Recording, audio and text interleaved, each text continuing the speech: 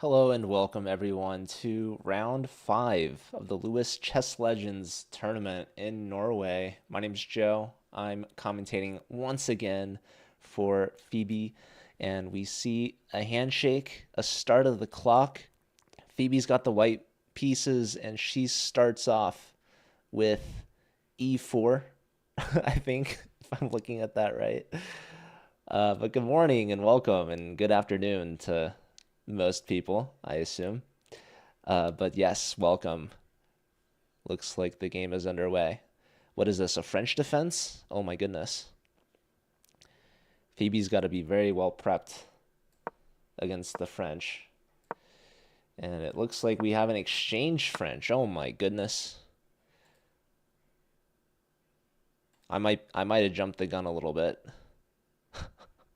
Should I fast forward the video? Uh, Hi Hannah, good to see you. Good to see everyone. Fly, Jolo, Derp, Dirkia, Rookie. I think Alan was in here. What's up, Brody? Wouldn't miss this for the world. Anyways, it's very hard to sync the game as I'm getting the moves online with the video, but we'll try our best. That's all we can do. Um, but okay.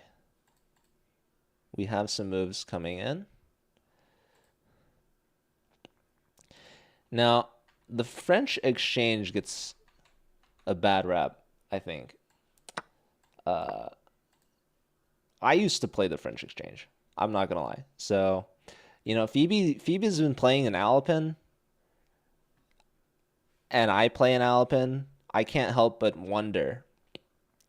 Perhaps Phoebe's, I mean, I don't want to say anything, but you guys are all thinking what I'm putting down, right?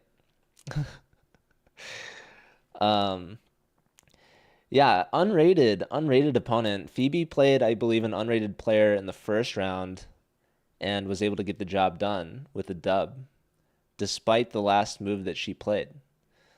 So today, we're expecting great things, as always, from the one and only Phoebe, who I believe won her previous game. So she won in the last round.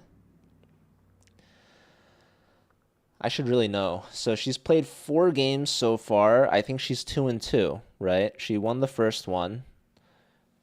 We watched her lose a tough one against a higher rated 1800 player after she found a brilliant knight takes f2 tactic, unable to convert. And then she lost the next one. And then she won a game where she had a nice bishop and pawn endgame, I believe. She won an extra pawn and was able to convert that. So it looks like opponent has gone c5. So when I used to play the French exchange way back in the day, I didn't play bishop d3, although frankly, Phoebe knows more theory than I do. I used to play c4. So yeah, I don't know. I don't know much of French theory in general, or theory for that matter. But I have dabbled with the French exchange. Now, a lot of people might make fun of me for that, but I think there's some legitimateness to it. I think that people are weird about their openings. I mean, there's people out there that play the London, so really could make anything work. I think. I guess is what I'm getting at. What's up, Chelado? What's up, Follow? If Phoebe plays c3, then you can have an Alpin transposition. I totally see that. I agree with that. And we all love the Alpin, so maybe that's what Phoebe goes for, and then all is well. The French becomes justified. Hello, Mermaid. Hello, Magnus Geary.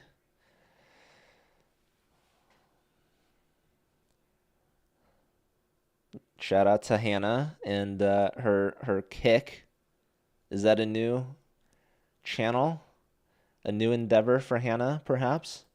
Either way, Hannah's gonna be well supported. Okay, so yeah, C3 played. Okay.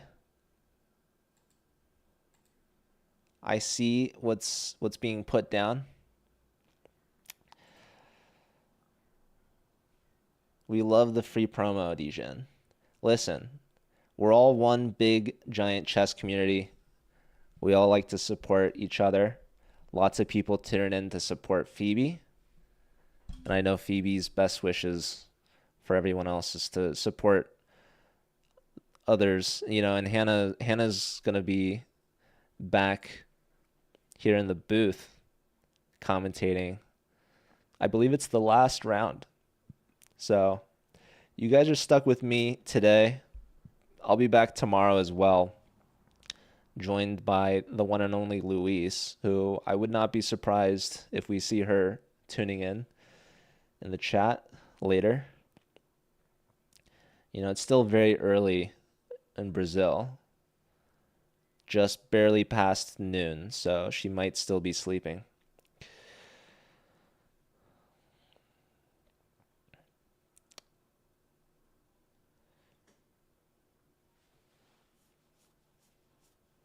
It's the only one that starts at a reasonable time. Yeah, what time is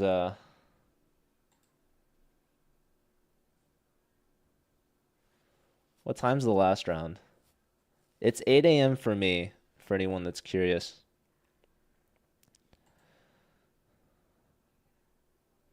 Okay, so opponent decides to close things in the center, pushes.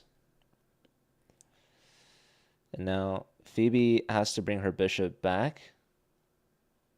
Too early for me. We're making it work. AEST, what is that? Australian Eastern? Is that a thing? Is that like where Sydney is? No AC Chelato, I'm so sorry. Yeah, bishop c2 she plays.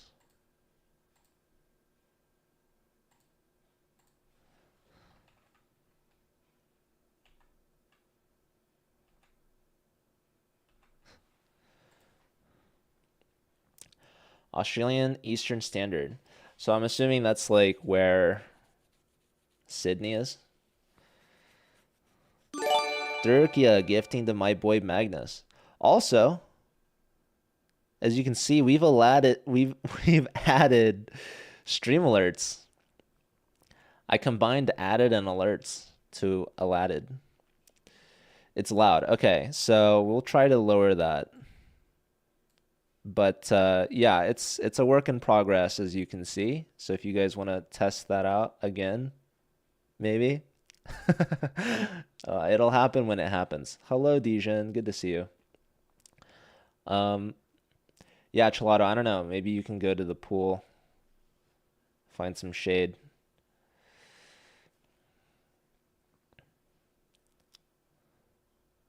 It's tough. Or go to like a cafe, somewhere public that has AC. Hello, Ethan. This is round 5. Phoebe is currently at 50%, 2 and 2 out of 4. Okay, opponent bringing out a knight. Solid development move here.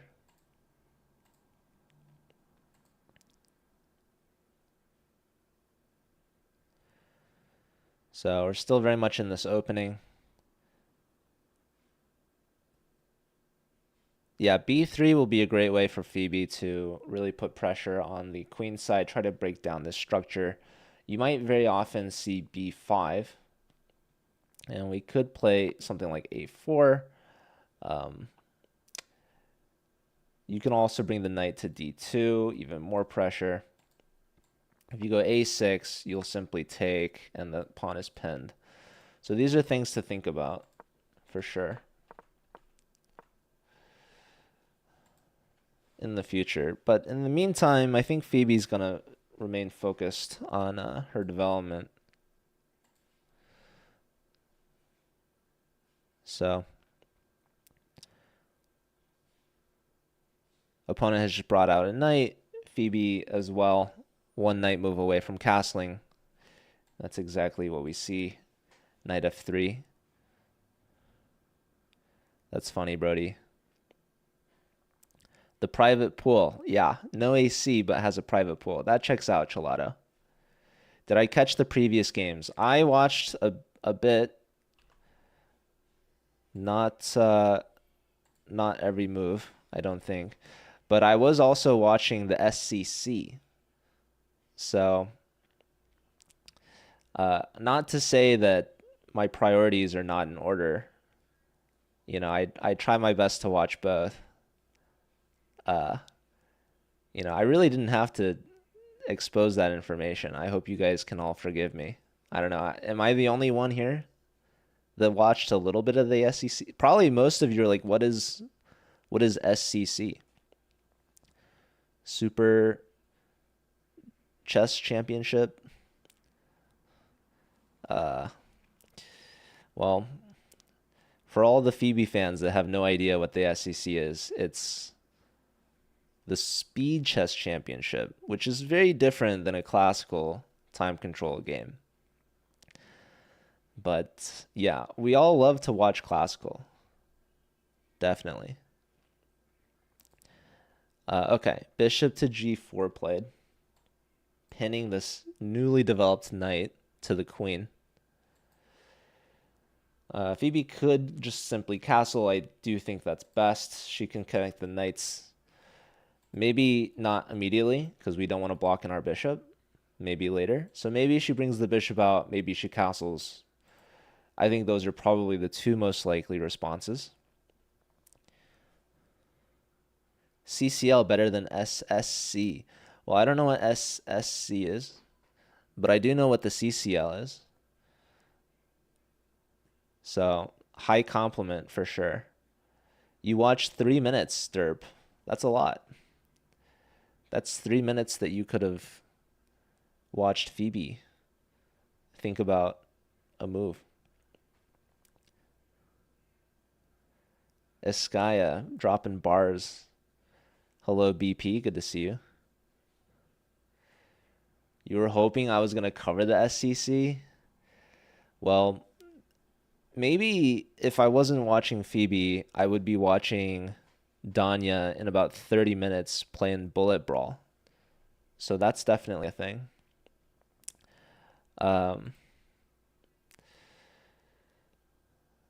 Looks like Phoebe doesn't have any tea yet. So fans are going to stay on the edge of their seat waiting to see. All right, Phoebe goes for the castle. Very solid move. Getting her rook into the center and her king into safety. Not necessarily in that order. In fact, perhaps the exact opposite order. You always move the king first. Very important detail. This is a FIDE rated game. And Phoebe is well trained in the classics. She's a classically trained chess player. People say that about musicians. I don't know exactly what that means. Like, do you need a specific coach to be classically trained? I don't know. Robert is now following. Thank you. Welcome, Robert. I hope that notification wasn't too loud. Okay, the second knight for black comes out. Interestingly, it goes to d7 as opposed to c6. So connecting the knights, perhaps in anticipation of the knight getting pinned, although the bishop can always come to e7. She can bring the rook check. It was not loud. Was it loud enough?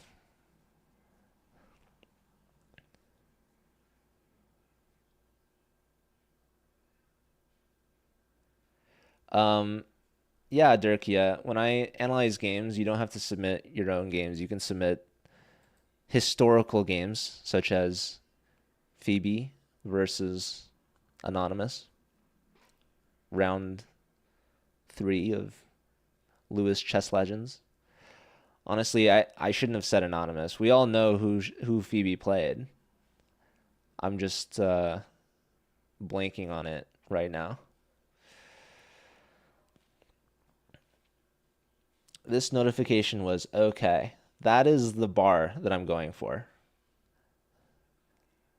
I can't let the viewers walk away from this experience thinking, oh my God, that was just life-changing, mind-blowing, spectacularly extravagant and amazing. But I also don't want them remembering how bad it was. I need them saying, that was okay. That's the level of expectation that I'm trying to set. If I set the expectations too high, then that's where you can start disappointing people. So that's not what we want. We want people to remember Phoebe and her moves and her games.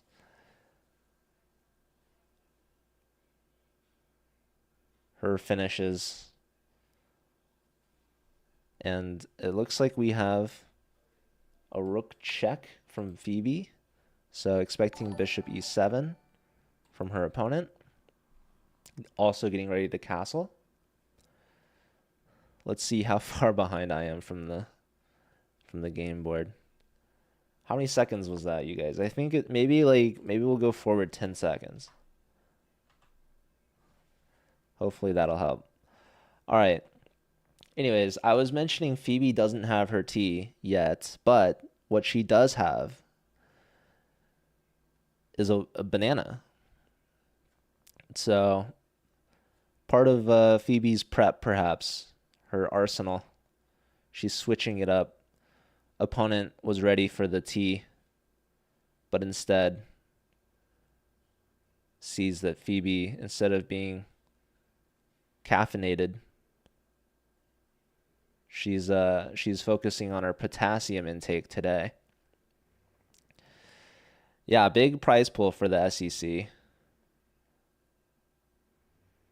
Prize pool for this tournament, I'm less sure of. But what I do know is that there's some FIDE points on the line. Phoebe, I don't remember, you guys. Which tournament was it that she won a trophy by virtue of the winner handing it to her? Maybe this tournament also has a trophy. So, Leuven, was that her last tournament? Or was there another one? Did Phoebe connect her knights? It looks like she did. I'm okay with this. I would have preferred bringing the bishop out, but with the rook on e1, Phoebe's knight can reroute. She can give the bishop a question with h3, and the bishop can't really stay pinning the knight on the diagonal because the knight can always come to g3. So, totally fine development play here from the Phoebe, the Phoebster, as we all call her. We all call her that from time to time.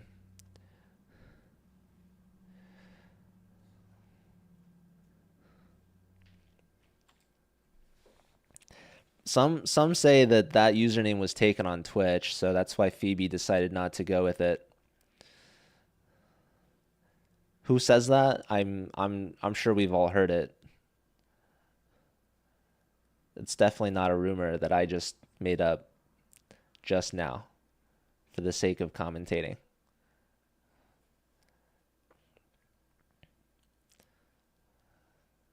In fact, it was so well known, it's actually weird that I had to say it because we all already knew that. But nonetheless, sometimes you just have to say things that we all know. Did he play b5? He did. b5 on the board. I'm hoping Phoebe continues with her plan of development. h3, very solid move, questioning this bishop.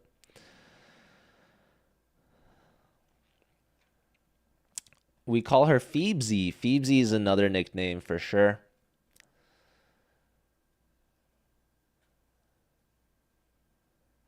Let me see if I can add these clocks.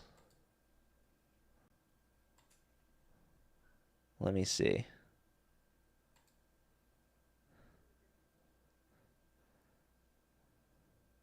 I do have the clocks. They are a little shifted, I would say.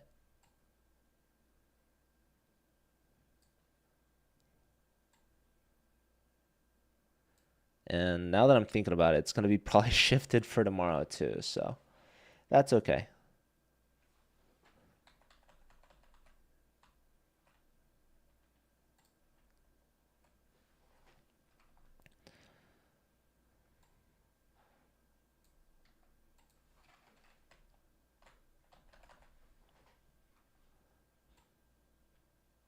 Should be a relatively quick fix. This is a classical time control game, so we're not missing out too much on the clocks.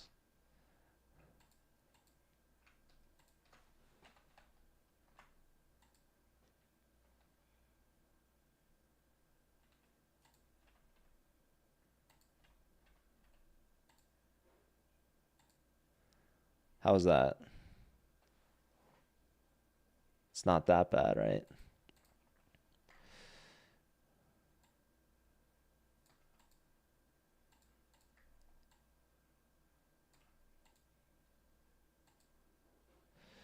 All right, I missed some moves.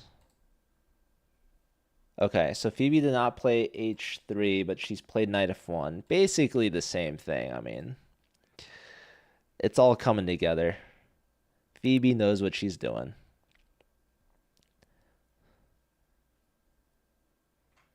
Keeping things relatively even on the clock as well. You love to see it. Still very early on in this game. Players will be getting an additional 30 minutes added after move 40. Pretty far from that point to think about, really. But for anyone curious, we are on move 11. This is the move that's in round 2. She played that knight takes f2 tactic. So, opponent here really lucky to have gotten to this point without blundering any major tactics so far. You're never sure with Phoebe's prep what tricks she has up her sleeves. So she was able to turn this French defense into an Alpin, which is a significant success in my book. So far, we give the edge to Phoebe with the white pieces. She is down a minute on the clock. However, it is the opponent's turn. So she very well could end this move up on time, in which case she really has nothing to complain about. She also has the very important banana advantage. Hello, Merman. Wow, we have Mermaid and Merman. Good to see you both. They're blind to the Queen E2 possibility. Queen E2 is a strong move for sure.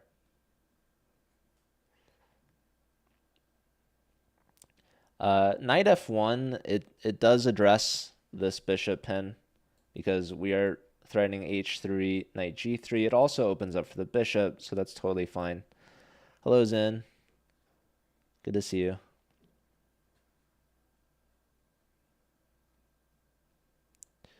Yes, Brody, we have the Lee chess clocks. Is today Magnus versus Hans? Today or tomorrow? That's actually, I think that's like in a month. I think that's like first week of September, because it's gonna be in person in Paris. So, I think Hans is like busy playing Anish Giri. I don't know where exactly. I also don't know where Magnus is, but I assume they both have to travel to Paris.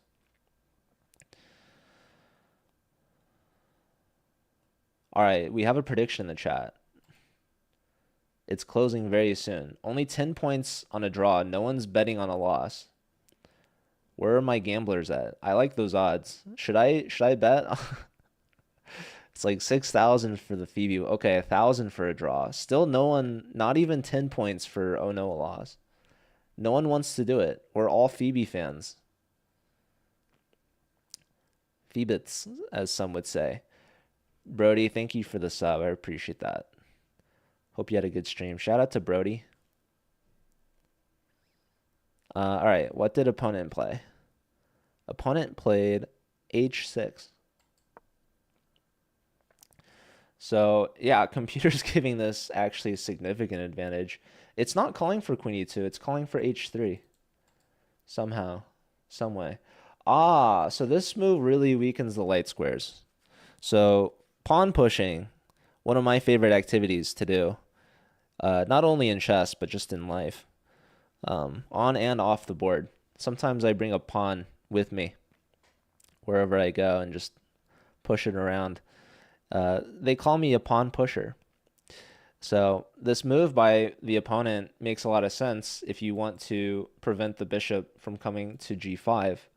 However, it doesn't make a lot of sense if you look at this h3 idea. Phoebe's still not pushing her pawn. Instead, she just plays knight to g3, and she's threatening h3. She should have started with h3 though, is the thing. And I think the idea is that if the bishop went to e6, we might actually have seen an exchange sacrifice on the board due to the fact that the opponent has weakened the light squares and still hasn't castled. So let me put this on the board. If we go h3, the bishop comes to h5, then we can play knight to g3, attacking the bishop again, and probably opponent could see this trade, which would be favorable for white. We would get the bishop pair. And if the bishop drops back, then we will simply take this. And as you can see, the king side has been damaged. We can play queen up now, even queen to c2, threatening this pawn. Very awkward to defend. So this was an opportunity for Phoebe to try to push the bishop back. And this trade, as we said, is beneficial, developing our queen. But let's look at this idea, bishop back to e6. We would have this exchange sacrifice just so that we can get the bishop into g6. And the king is forced to move.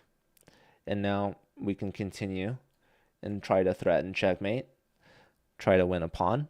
So this would have been a very fun idea. This rook would be very difficult to develop for black. So we don't see any of that. Instead, we simply see knight to g3. And opponent has played queen to c7. So now Phoebe really should play h3 and attack this bishop. Very logical to do.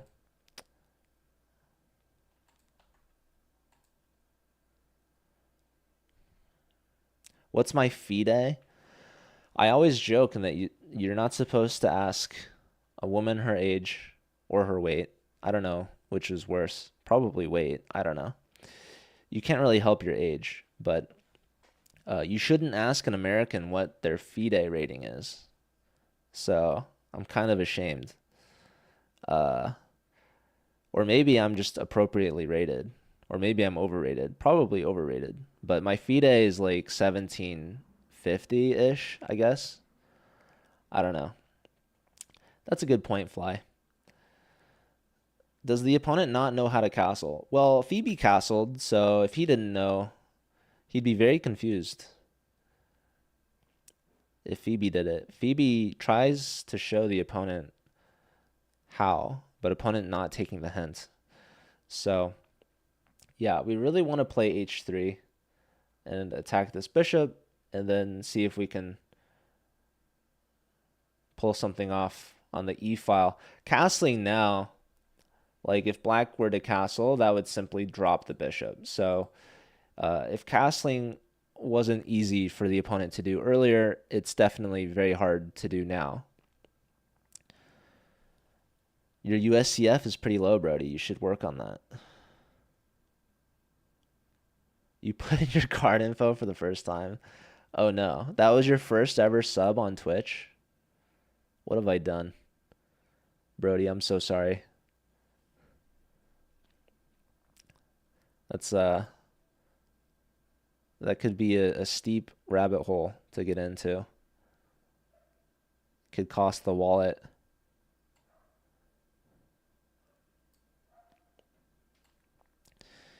Anywho, Phoebe, under an hour and 20 minutes. She's got a great position. She's really got a great position. She could really make the opponent pay. She could start with Queen E2 and just threaten checkmate. She could. She could do it. She could play Queen to E2, and then the opponent might just take the knight because they're like, well, now your queen has to go a second time to recapture. And then Phoebe takes the bishop. Not this one, but this one with checkmate. The game could end in 2 moves. So if you guys are late or missed it, I mean, you really got to get here early. We saw the 11 move tactic in round 2. We could see the 13 move checkmate.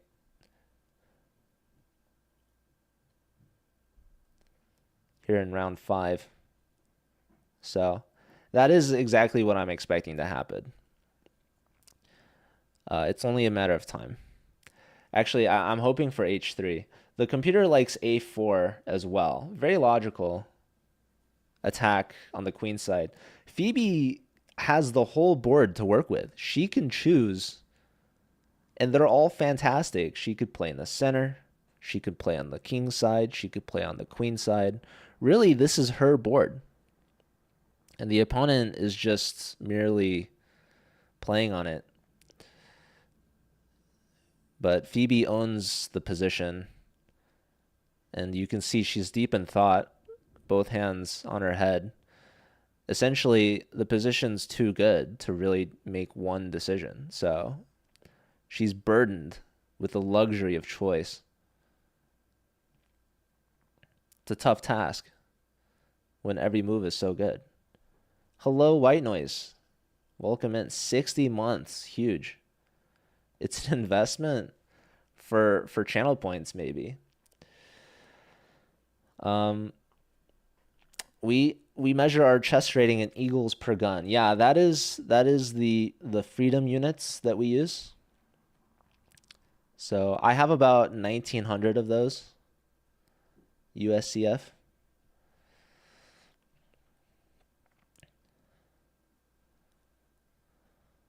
Hello, PMD. Shout out to the mod team.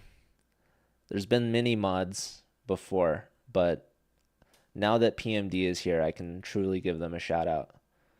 Joe wants to go back to bed, Dirkia? Absolutely not. And if that's the impression I give, I apologize. I am strapped in here.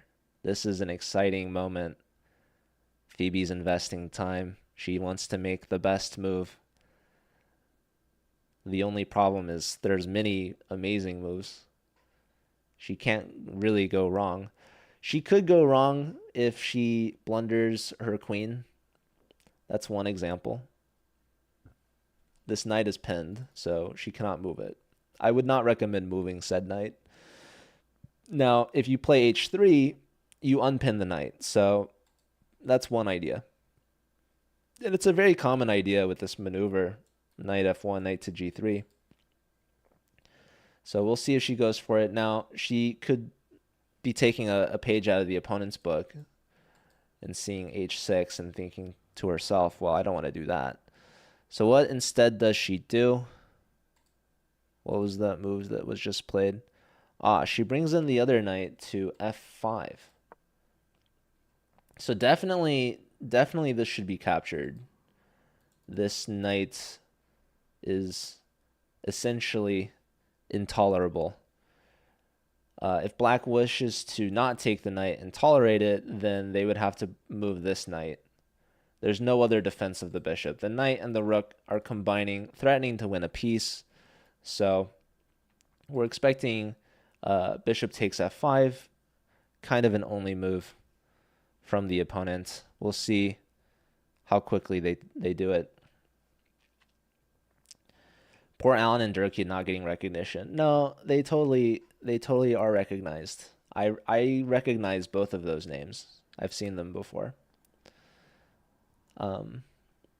If you wish that they would have more recognition than that, that's understandable, you know. Um, both founders, both moderators. Alan also has the artist badge. What have you made emotes for Phoebe? Durkee has got the gift badge.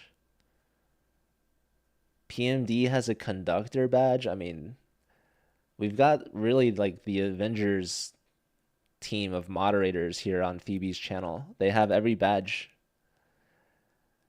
Some say that they were moderated because of their badges. I don't have those badges. I might have the founder's badge. I don't know if I have anything beyond that. I mean, besides the VIP. Jolo needs a badge. Where's Jolo's badge? Alan, are those all the emotes that you made? All the animated ones? Those are definitely some of the best emotes, perhaps of all time, not only just on Twitch. So, um, yeah. If you're not subbed to Phoebe, I don't know. You're missing out. I'm curious.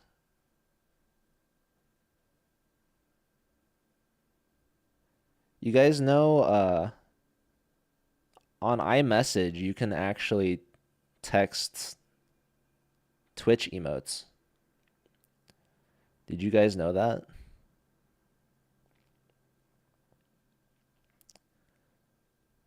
And I think it includes the animated ones. So, a sub on Twitch goes a long way. Not only can you use the emotes in chat, but you can use them in iMessage. So, I like to sprinkle in some Phoebe emotes whenever I'm texting my friends. I mean, who doesn't? You subbed for them? Great choice.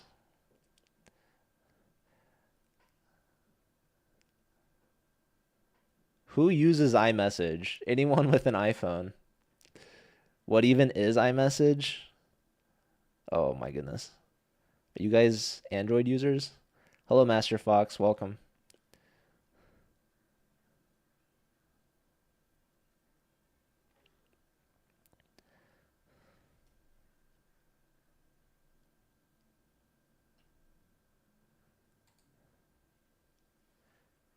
You had an iPhone for years and never used it. Whenever you text someone else with an iPhone, I think that's like the default. Okay, opponent's really, really just thinking this one out here. Bishop takes f5, kind of forced.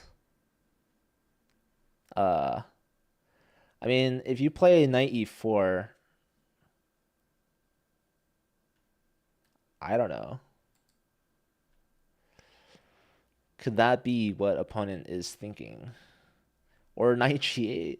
I mean, opponent wants to not castle so badly, they might underdevelop their knight to g8.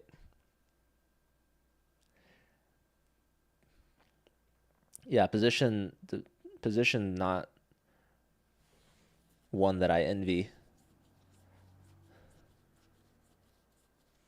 Hangs g7. Yeah, I wasn't even looking at g7. So opponent under an hour 20, giving some time back to Phoebe. Phoebe is using this time to not even be at the board. I actually didn't even notice that she got up and walked away.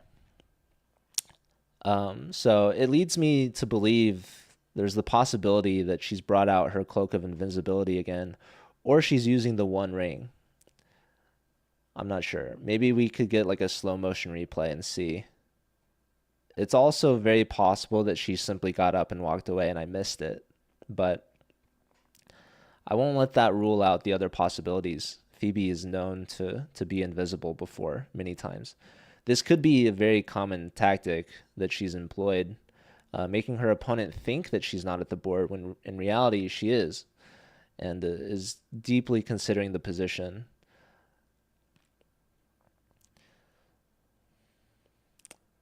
All the time fly.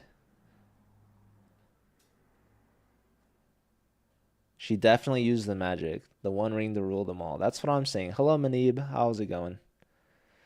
Yeah, the 5-year sub goes crazy. Shout out to White Noise. White Noise has supported me through all the drama. I've had many ups and downs, many controversies, but White Noise has been through the thick of it all. White Noise, some would say, has seen me grow up to the person that I am today.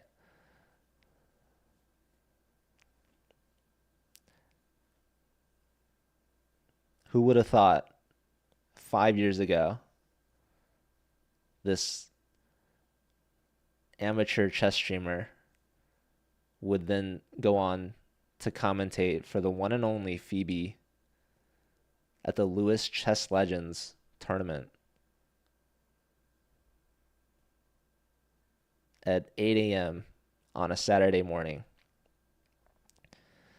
Definitely not me.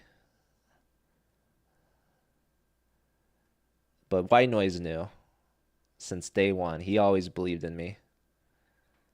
White Noise saw me 5 years ago and said, you know, this guy that I'm watching play Fortnite on Friday, he's going to be commentating for Phoebe Witte. I just know it. Okay, PP. He's thinking about resigning? No.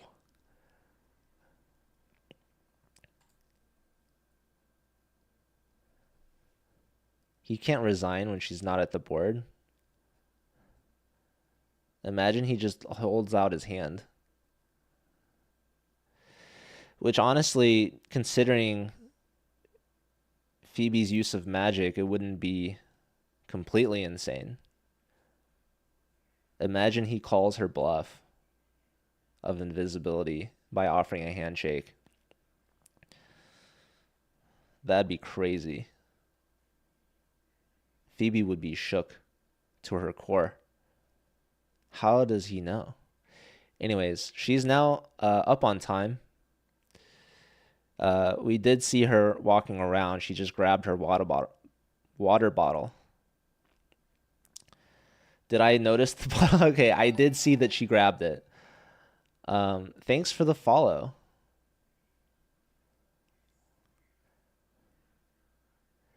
Yeah, the banana. I don't think it's a banana phone. Um, I do know that phones are strictly prohibited. She's probably using her phone to stream. So it makes sense that she would have the banana phone for her usual communications. Okay, I see a move has been played, not by this guy, but by the board. Okay, so she has. Wait, he played a move that wasn't taking the knight. Wait, he thought all this time. Okay, he played knight e4. Okay, so knight e4. Well now, I mean, where do we begin? So we mentioned g7's hanging, but to be fair, I don't think we want to take this.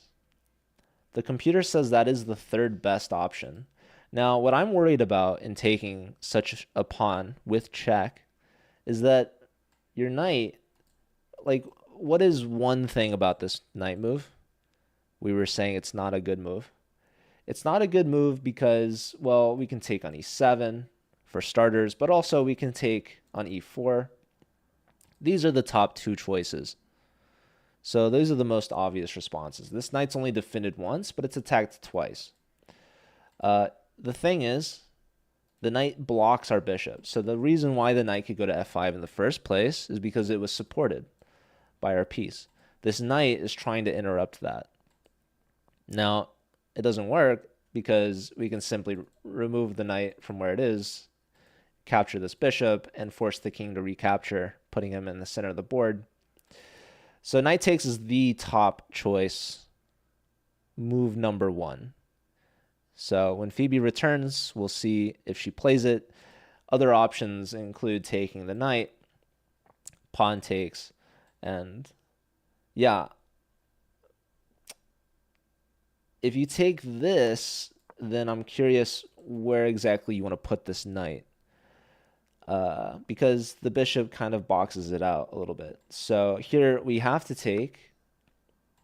takes, and now we have two things hanging.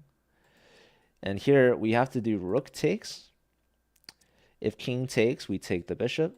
And if bishop takes, then queen takes, the king is overloaded. So this works out for us. This works out for us. But it's risky. It's risky. It's a little more complicated than perhaps we would like it to be. So all great options here. Phoebe's back at the board. Maybe surprised. Hello, Erud.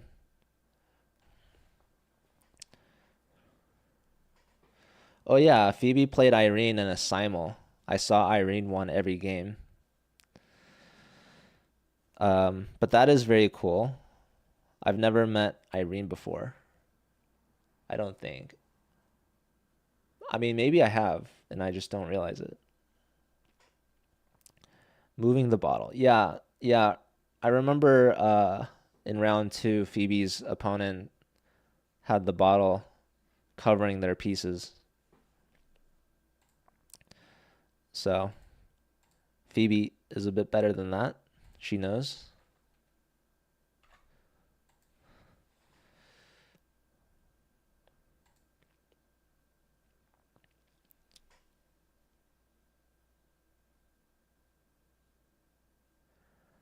Opponent has won the last 2 rounds. Okay.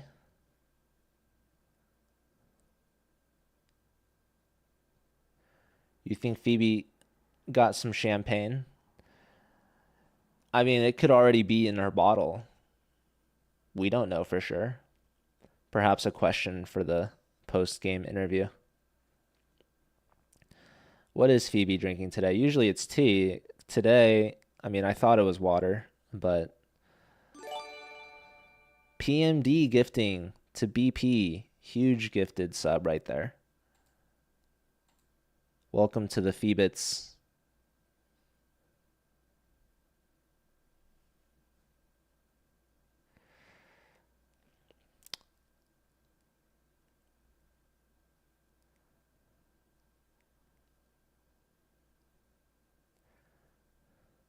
Yeah, I call Boner Pool BP for short, you know. But very welcomed member of the Phoebit community, of course. The chess community at large, truthfully.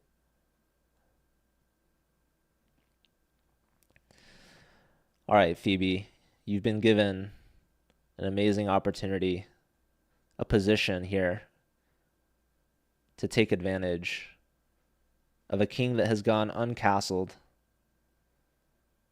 an opponent unwilling to give up a light square bishop, but for some reason willing to give up a dark square bishop and castling rights with a simple capture on e7, which Phoebe could go for. If Phoebe goes for that knight takes g7 line, that's also very interesting. You do take a pawn with check, so I could see the temptation. Phoebe definitely known for grabbing pawns at times. I do the same. Some would call me a pawn grabber. Nothing wrong with that. Not only do I like pushing pawns, I also like grabbing them. Which, now that I say out loud, sounds like I'm harassing pawns.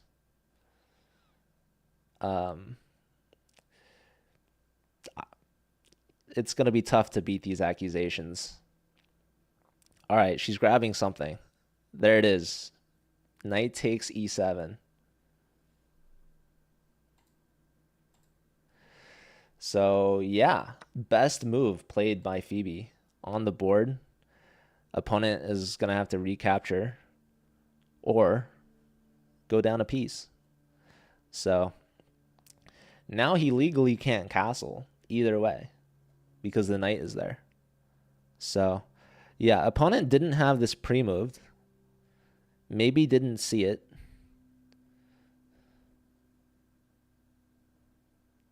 It's possible.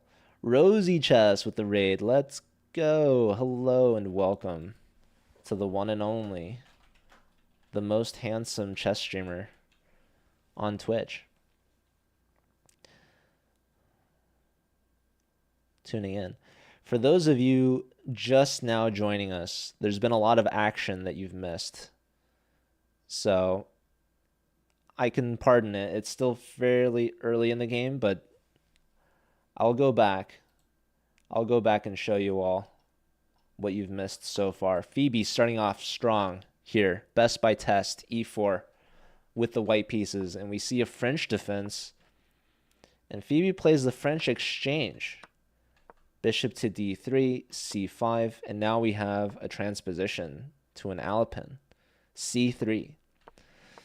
Opponent pushes the bishop back. We see Phoebe castling, checking along the e file, and now black has a series of moves where they truly neglect castling. So Phoebe, meanwhile, repositions her pieces and now takes advantage of this e file, attacking this bishop, and opponent doesn't even take our knight. They play a dubious knight to e4, allowing knight takes e7. So opponent has now recaptured, and now Phoebe's busting out some moves. She takes the knight. So fantastic play by Phoebe, bringing the king out into the center of the board where they can no longer castle. And now she's on her way to winning material. She's going to pick up this pawn with check after black recaptures, which, again, they surprisingly haven't so far. So, yeah, waiting on that. We do see the recapture. And now Phoebe might take some time to think here if she has anything better. She really doesn't. So we should see rook takes pawn with check very shortly. This also not only wins a pawn, but it gives her a connected passed pawn. Very valuable d pawn here in the center. So it looks like rook takes has been played.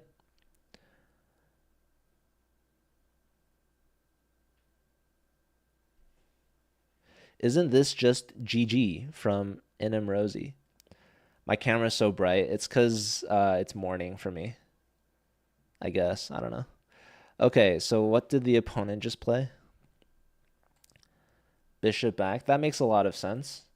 Honestly, I was not expecting anything different. This is a fork, after all. So the bishop comes back. And now, wow, d5 just wins. Ladies and gentlemen, I was hoping for something maybe a little bit longer, more drawn out, but Phoebe's getting straight to the point here. This is just GG. Okay, Rosie's saying maybe there's queen d6. So d5, queen d6 doesn't work. Maybe knight f6. So yeah, attacking the rook, and then also opening up the d file for rook to pin. Queen d6, bishop to f4. Yeah, that's a good point. Developing that last minor piece with a tempo, forcing the queen off this file, unleashing this attack on the bishop, also connecting the rook with the queen. So we're not going to see a pin with the queen. We're going to see a knight move. Now, Phoebe has yet to play. This is all just calculation right now. Hello, Luis, tuning in at the exciting time. Yeah, this has been an incredible opening so far. Opponent allowing knight takes, allowing the capture on e4, and now self-pinning, uncastled. Phoebe has an opportunity here. The best move is d5. You just have to navigate the waters after a knight attack on the rook and a rook coming to the d file. So let's put our minds together here and see d5 top move, attacking a pinned piece. The bishop cannot move. So black has to come up with a counter threat. We looked at the pin of the pawn. This does not work due to bishop f4, developing with a tempo, forcing the queen off the file, and also defending the queen, which unpins the pawn. So instead of a pin this way, we're going to see the knight move with an attack on the rook. And in this position, Phoebe has to move the rook. And the best move, I guess she could develop here and push the pawn again if she wanted to. So that's one idea to get out of this.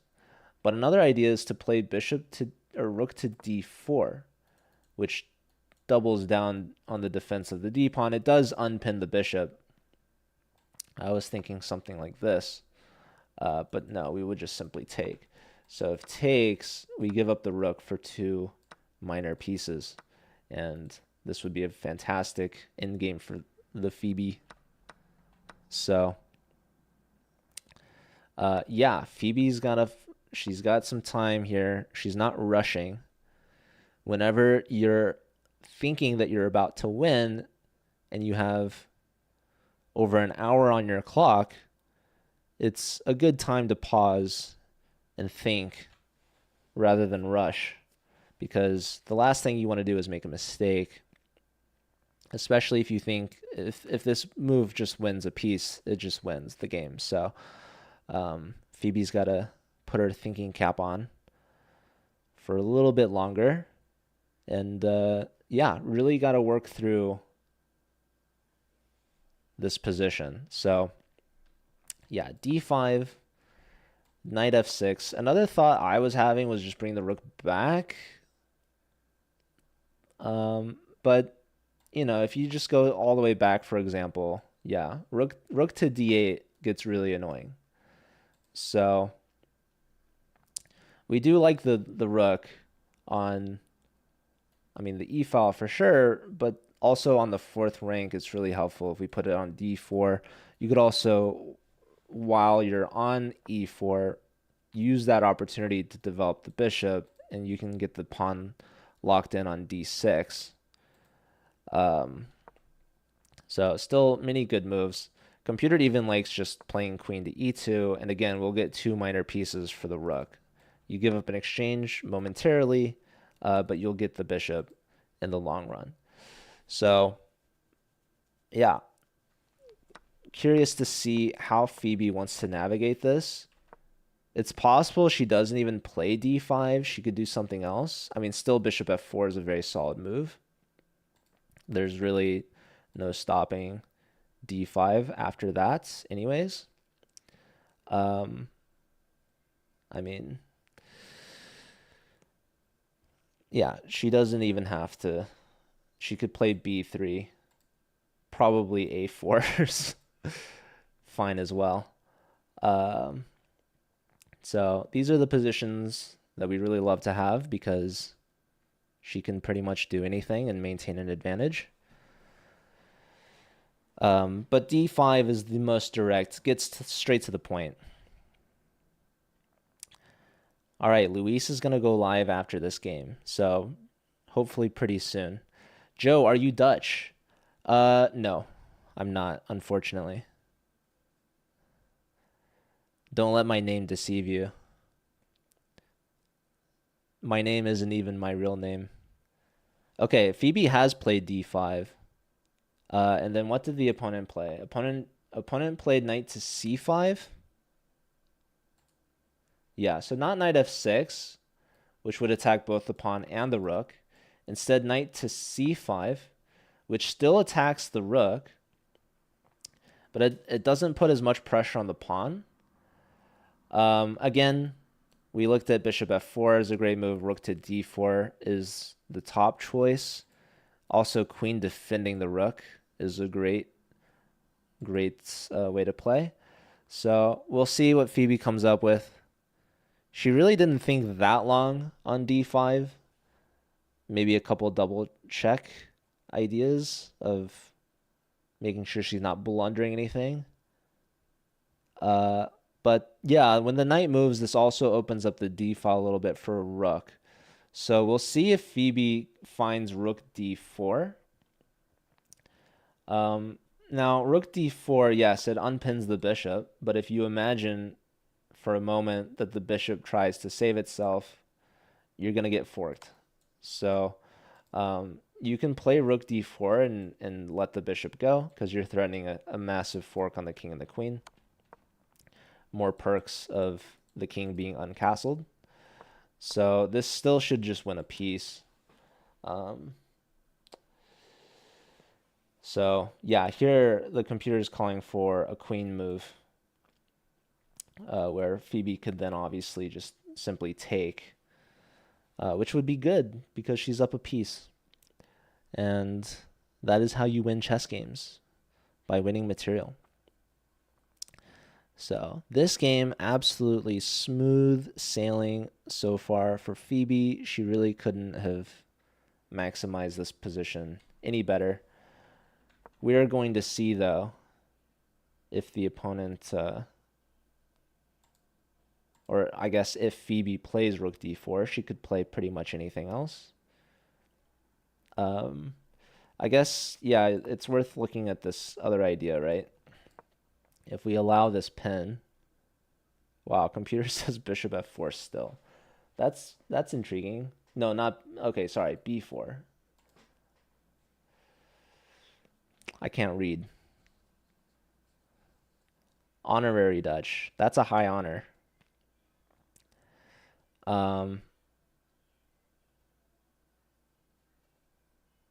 She deserves a quick game. Well, the way that she's playing right now, yeah, this game should be over sooner than later.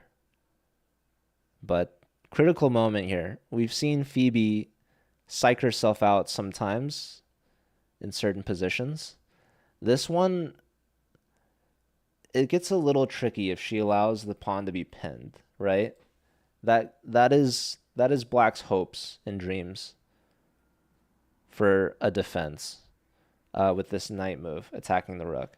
So Phoebe has to find out the best way to still be able to capitalize, which is probably one of these two moves.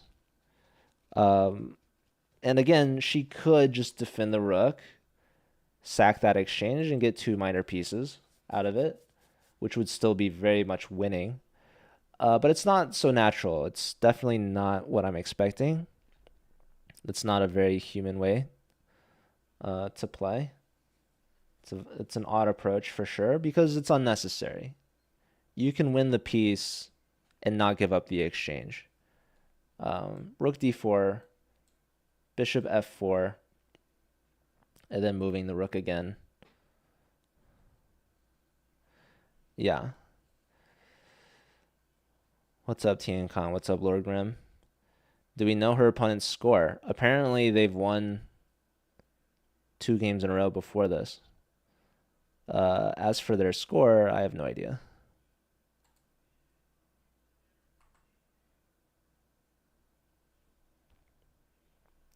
Maybe there's a standings page somewhere that I could find.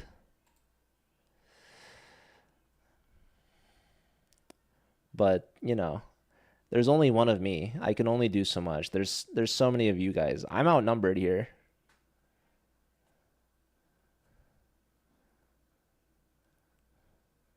I could look for it, but I'm sure we have someone much more qualified on the case. What's her score? She's 2 out of 2. 2 out of 4. She's 2 and 2.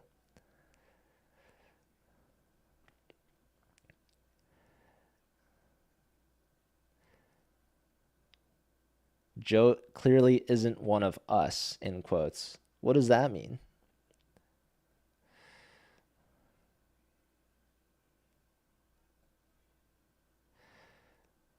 Oh, clearly not Dutch. Okay. Yeah. I have to work on my accent.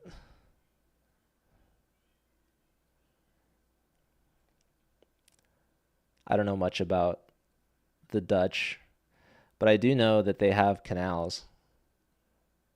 Apparently they have hedgehogs.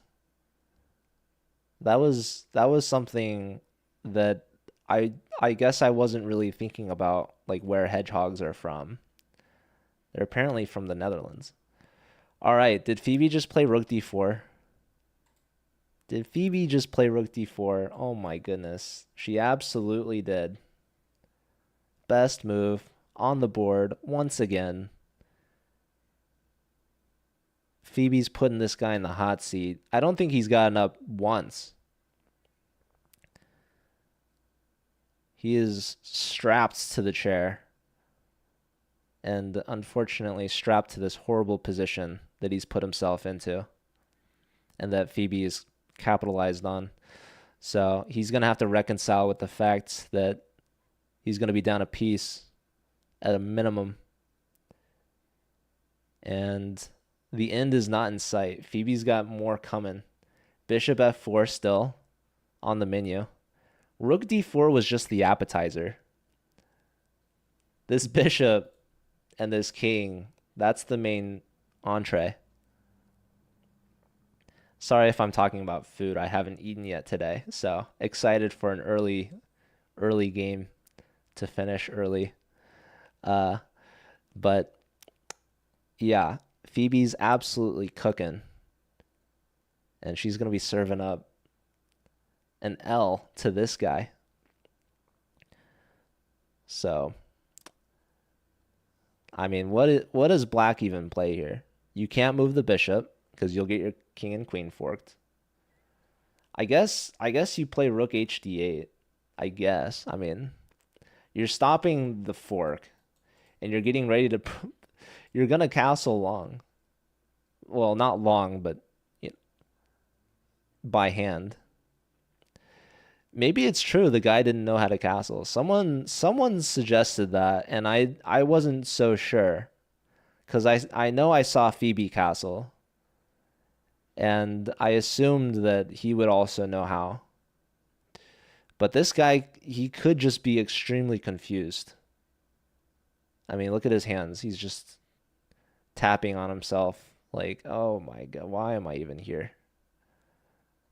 That is a look of defeat, disappointment.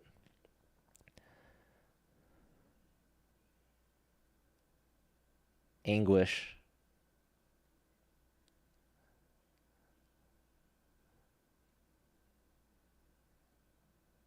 No chance you play her without knowing. Listen, I agreed with you. I thought it wasn't possible. But if you look at the facts, he didn't castle. I don't know how many times. And look at where he's at now. You would think if he knew, he would have done it. Okay, he moved the other rook. Rook ad8 played. So he still doesn't want to bring the king back. I mean, listen. I understand you would assume that most people know. Like it makes sense to me. That's what I thought. Someone else said it. Maybe he doesn't know. And the more I look at the position, the more I begin to believe and think it's true. So now Phoebe should take the bishop. If she really wanted to be brutal, she could play bishop f4 if she wanted to. Technically top choice, the preferred move. While the rook is still on d4, bring the bishop out. Let them work together. The rook and bishop tag teaming, developing with the tempo. Bishop f4 would retire you. You'd be like, I mean, yeah, this guy, he hasn't resigned yet. He's still hoping there's a chance that there's something. You know, Phoebe's got that bishop just hanging out. She could take it, but she doesn't even have to. She could also pin the bishop again with the queen. Kind of a brutal prolonging of the inevitable, depending how much Phoebe really wants to make this guy sit and suffer. Some would say twisting the knife. Queen e2. But yeah, bishop f4, very solid. She could also just get it over with and take right now, which she very well could.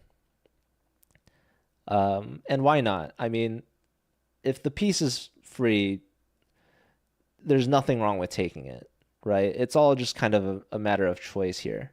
But the longer you delay taking it, the longer you give your opponent an opportunity to try to get their way out of it. So you run the risk. If you don't take it now, you might not be able to take it later. This is not that case. She can kind of have her cake and eat it too. She can prolong it. She can mess around a little bit for a few moves. And when I say mess around, I don't mean play like nothing moves. I mean, even if she plays like h3, this is still, it's like a +4 position, which is kind of crazy. Like if the bishop goes here, wow, it still likes d6. Wait, so d6 takes, okay, now bishop f4. Bishop f4 takes, queen takes, queen b6, and then what, rook check? What's it want? It wants queen takes g7. That's pretty brutal. Yeah, the position's just so bad. Like this is even material. She doesn't even have to take the piece, and she's still just absolutely destroying this guy. Rook check. If the king goes back, we have queen d8. And yeah, thank you very much. All right. Let's not look too long. I don't suspect this would happen. This h3 move. Phoebe didn't play h3 with a tempo on the bishop, so imagine she just plays h3 now. Okay, so she did take. And now black can take with the knight. This kind of attacks the rook. She should try her best not to take because, well, I mean, I don't know. This is why you could see why bishop f4 was slightly better, because we could have done it while the rook is still supporting. But yeah, knight takes has been played.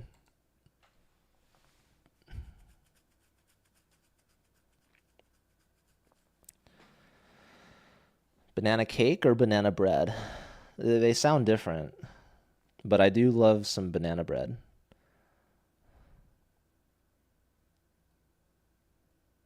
Queen e2 now. Yeah, queen to the e file makes a lot of sense.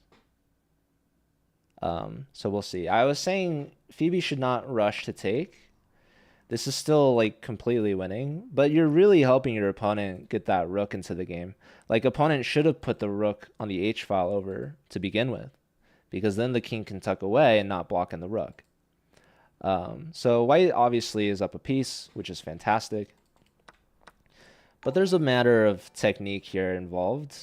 You know, just matter of principles here.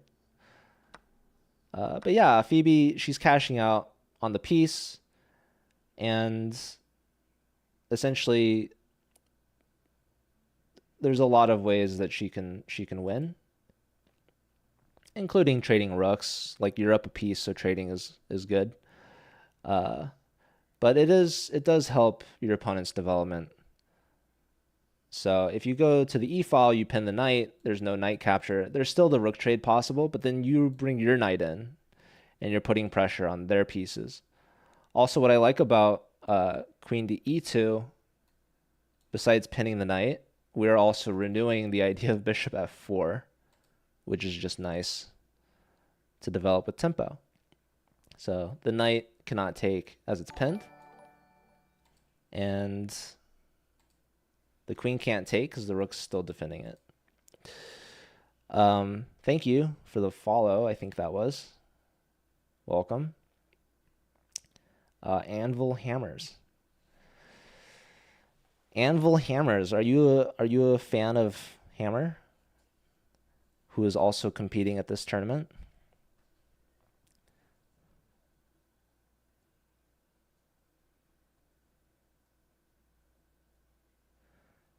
You want to pin the knight, yeah. Queen to the e file would be fantastic move here from Phoebe. Queen e2 or queen e1. You would rather go to e2 because you want to leave the back rank available for the rook.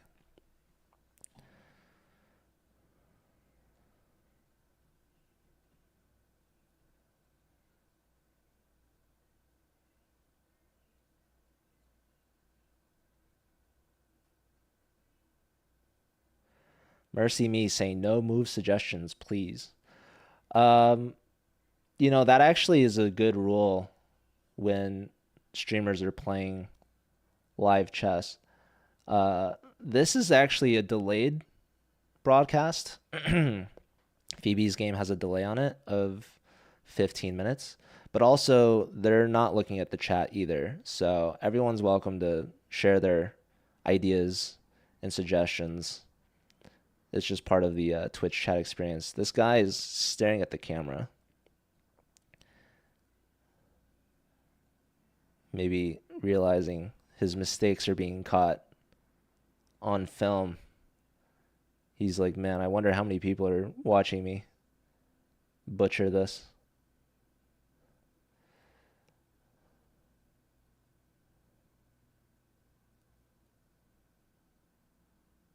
But yeah, Phoebe's thinking here. She could very well move the rook. She really could.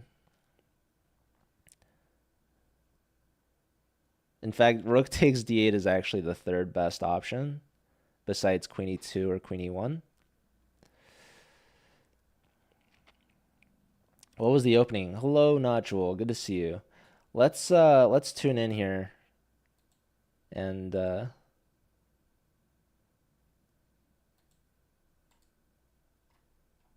let's show you guys what has been played so far. So we start off with e4. We see a French defense.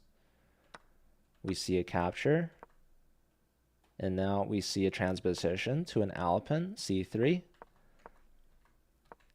The knights come out. She castles. She checks with the rook, blocks with the bishop. She reroutes her knight. And here's a key moment. So queen here really undermines the defense of the bishop, making it pretty much impossible to castle. Knight f5, this is the last chance. Black really should have taken this knight. Instead, opts for knight to e4, allowing Phoebe to capture on e7. That is why the king is uncastled. And here Phoebe wins a pawn, gets a connected pass pawn, and puts the king in check, forking the king and the bishop. So the bishop goes into the pin, which allows for this pass pawn to push and win a piece. Knight c5, a try to attack Phoebe's rook. She simply goes to the d file now, where she threatens a fork. So the fork gets addressed. This pass d pawn stopped, but still winning a piece. Knight takes, and now Phoebe's last move that she just played is queen to e2. Yeah, fantastic choice from Phoebe, keeping the pressure, keeping the king pinned. And yes, if we rook trade, I mean, she could even take with the pawn, but I would expect knight takes. Phoebe is threatening bishop f4, which would be great. Probably black should play rook h e8, and then trying to castle still.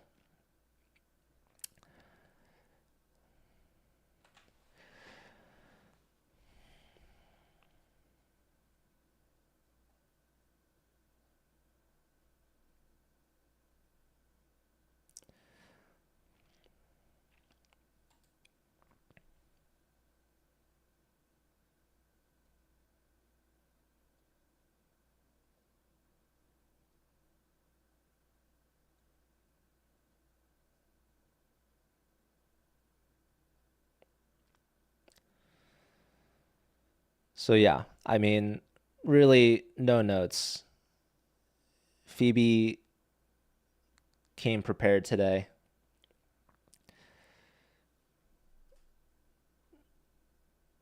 Really a fantastic start. So just excited to see how Phoebe decides to finish this one out.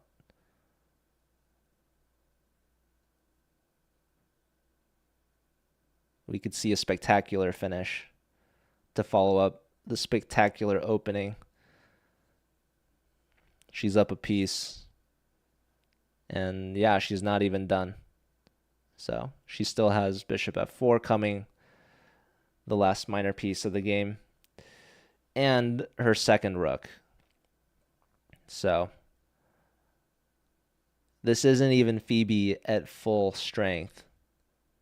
We haven't even witnessed her full force. This is Phoebe at 5% of her power.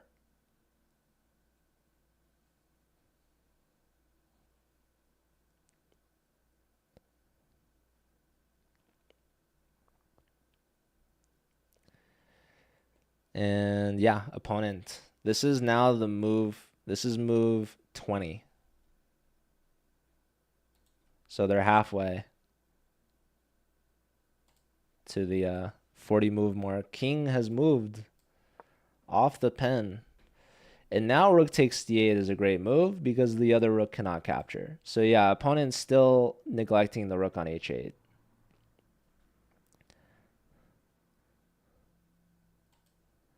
Yeah, so he's made his move. He leans back, and Phoebe has come back to the board. She's playing so well, and she hasn't even been at the board for the most part. This is one of those rounds where you can really just get up, walk around, really soak in the venue, the experience, watch others' games. I know in the last round, was it? Phoebe was playing next to Pia, which is pretty cool. I've never met Pia. I've met Anna a few times. Just like the other week, she was in town. Shout out to the Cramlings. Phoebe's met Hammer for the first time and Eric. Phoebe talked to Eric, apparently, said he was super nice. No one was expecting anything different. I think if Phoebe was like, yeah, I met Eric, he was like completely rude the whole time, that would probably be the first time that that sentence was ever spoken. In fact, I even feel bad just hypothesizing about it. I've met Eric many times, so I also have nothing bad to say. In fact, I'll go as far as to say even I have many great things to say about Eric. All right, rook takes d8 played. Eric is streaming right now, so shout out to Eric. I believe he should be having his usual commentator, the one and only Vampire Chicken, who, by the way, has been doing an absolutely amazing job. If you guys haven't watched any Vampire Chicken commentary yet, you're really missing out. People that are interested in commentating or doing chess commentary, my biggest piece of advice is to watch other commentators to get sort of a feel of maybe like examples of how you could commentate. And there's been obviously the top chess commentators that you would see, like for chess.com, like Danya or David Howell or Robert Hess. I could go on. And you kind of get a sense of like, okay, these guys are experts in their field. They know what they're doing. They know what they're talking about. And something that I think is really important is they make it entertaining, right? Because not everyone really wants to sit down and watch a classical game for what could end up being multiple hours of your time. But when I watch Vampire Chicken commentate, it is unlike any other commentator that I have ever witnessed or experienced before. He brings a different level of energy and excitement And a lot of what he does is not even talk about the chess. There was a moment that I wanted to highlight. If you guys didn't see it, you really missed out. But he brought on to the stream a potato, and he was moving the potato around all over the board, all over the camera setup. It had like a face on it, and he was playing a potato song. And if you guys are like, wait, what's Joe talking about? Hold up. I was totally zoning him out. You're saying he's talking about a potato? You missed it. You had to have been there. It's probably in a VOD or a stream clip or something. Actually, I think I tried to clip it and it wouldn't let me. So all evidence of said potato very well could have been wiped from the internet. In which case, you're just gonna have to take my word for it, or you're just gonna have to believe that I'm crazy. Joe talking about potatoes during live chess commentary. Um, yeah, there was another moment he was talking about sharks. Anyways, I'm talking a lot about Vampire Chicken. You're just gonna have to check it out and experience it for yourself. Am I someone that walks around a lot at tournaments? No. I typically stay at the board a lot. Um, but yeah, did anyone else see the potato on stream, or was that just me? Does anyone know what I'm talking about? Shrance was spotted playing chess and enjoying it recently. That's great. But yeah, he's been playing a lot of Risk. He kind of changed. He was a chess streamer. Now he's a Risk streamer. And when I say Risk streamer, people might hear that and misinterpret that. We're talking about a board game. You are crazy for sure. Yeah, I'm not gonna beat those allegations. Levy's the chess commentator of the year, though. Yeah, shout out to Levy. He's brought the game of chess to more people than most, I would say. I mean, you could debate it, but what you can't debate is he has the most followers, I guess, on all the platforms compared to any other chess commentator or content creator, whatever you want to call them. But yeah, the chess world has seen quite a change, and oh, I thought for a second the guy just paused the clock. I don't know what that was. I'm trying to keep my eye out on what's happening. But yeah, Phoebe trades rooks now that the king is on f8 and the rooks were no longer connected. So great opportunity there for Phoebe to trade down. And now she brings out her minor piece. The bishop finally comes out to e3. This is perfectly blockading this knight, and it opens up for her rook. So Phoebe is playing with style. Phoebe is playing so well.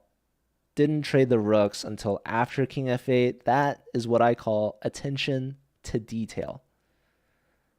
And these details add up, right? Because, yeah, Phoebe's up a piece, but she could have taken that rook and allowed the other rook to come in.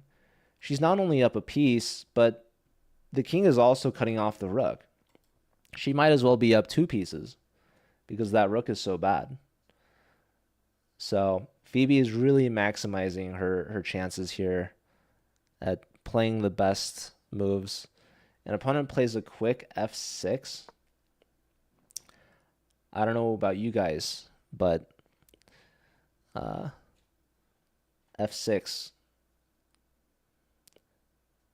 creates a lot of weaknesses. The king, I think, wants to come to f7. This pawn also helps box out the knight. But now rook d1 should be kind of an automatic move here from Phoebe, bringing her last piece in with a tempo, taking the completely open d file. If Phoebe doesn't play rook d1, I'm curious. She might grab this pawn on a7. I know Phoebe loves these pawns, and honestly, I wouldn't blame her. Um, but yeah, let's bring in that rook, shall we? Seems good enough. Bishop takes h6. Oh, that's yeah. This okay, I wasn't even thinking about the knight. Yeah, f6 bad for many reasons. I would be shocked though to see bishop takes h6. It's fancy, and I think it's a little too fancy. You're really actually just helping out the rook get involved, which is completely unnecessary. But we'll see. Durkia says that's Phoebe's move. Ah, Phoebe told him that the clock was running, so he hit the clock. Very nice. Here's my rule of thumb for this. And I think it depends maybe on what your level is at. I personally I will say it the first time. I will say you need to hit the clock. But if they forget a second time, I'm like, I've warned them. And once is enough. I'm not gonna keep telling them. That's not my job. Now, I think if you're like at a professional level, like I don't know, maybe you don't need to tell them because that's important time. That's like why help your opponent? I don't know. Depends. There's people that have different takes on it, right? Like we all know Magnus Carlsen, well known for being late to the board. I think there was a blitz tournament that he spotted like 2.5 minutes out of his 3 minutes. And the opponent that he played against like gave him time back as well and like thought really long on move one. So yeah, it depends on who you ask, right? And like in blitz, it's even crazier. Uh, but depends on how competitive you want to be, how sportsmanlike you want to be.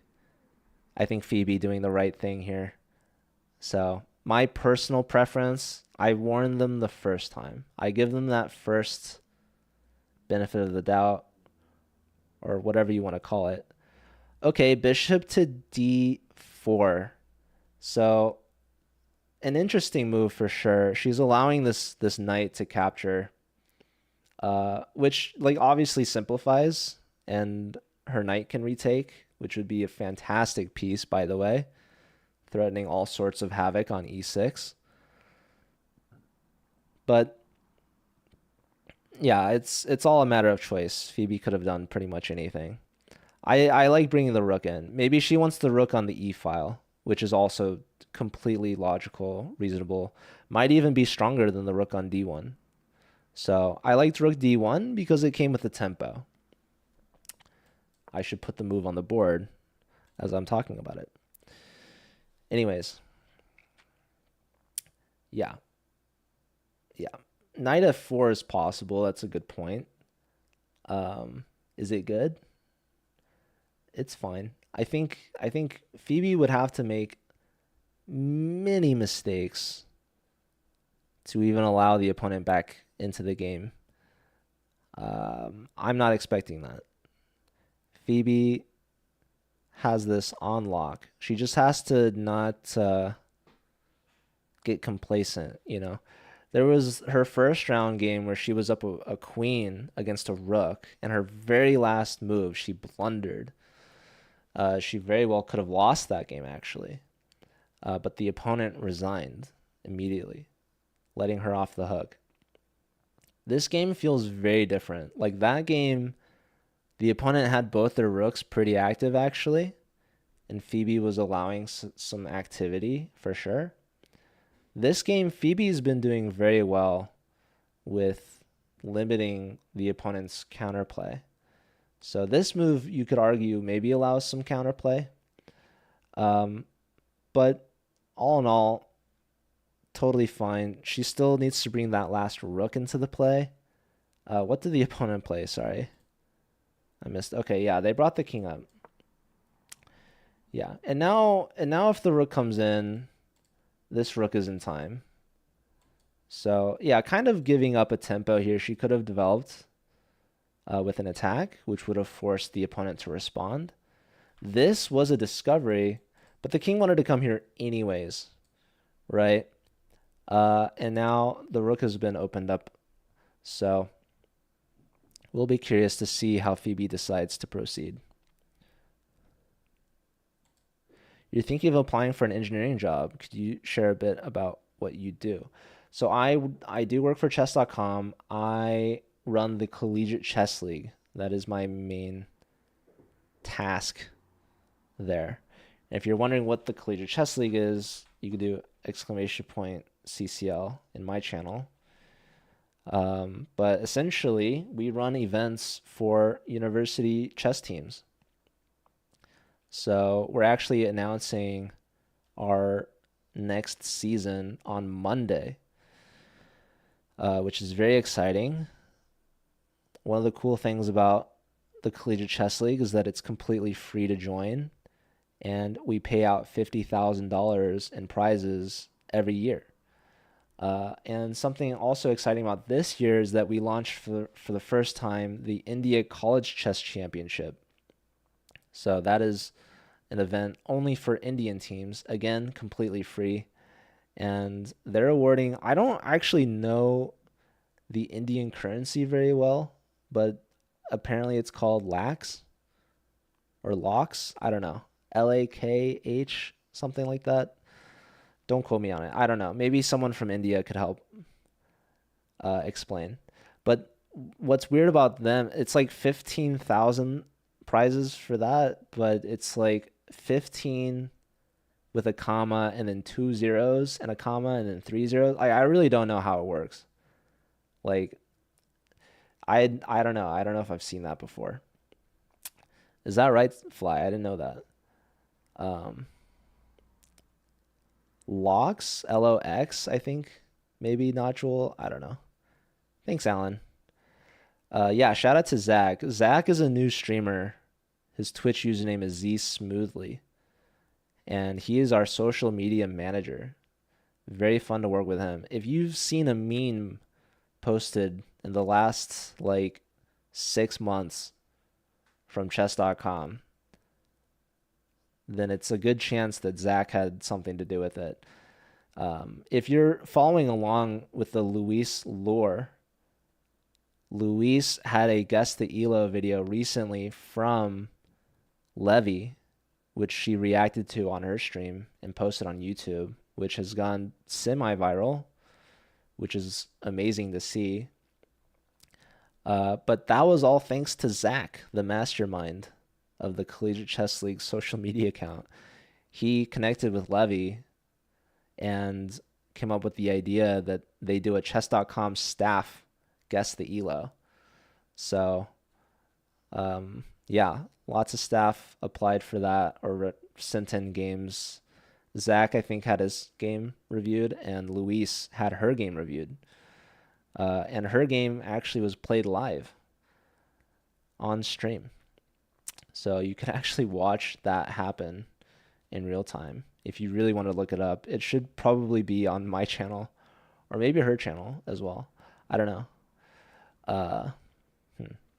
But anyways, fun times over at chess.com. I think if you're curious about actual positions available, you can do !jobs. Yeah. Essentially, it's chess.com/jobs. Okay, Phoebe has made her move. And what did she do? She brings her bishop back. Okay. So she regretted her choice, but that's okay. So giving some move odds here. But yeah, she doesn't have to have a concrete plan. Tim, thanks for the follow. Welcome. Opponent plays king f8. That'd be funny. Who let the dogs out? Who let the dogs out? That sounds really loud to me. What do you guys, was that too loud? I don't know. Welcome. Thank you for the raid.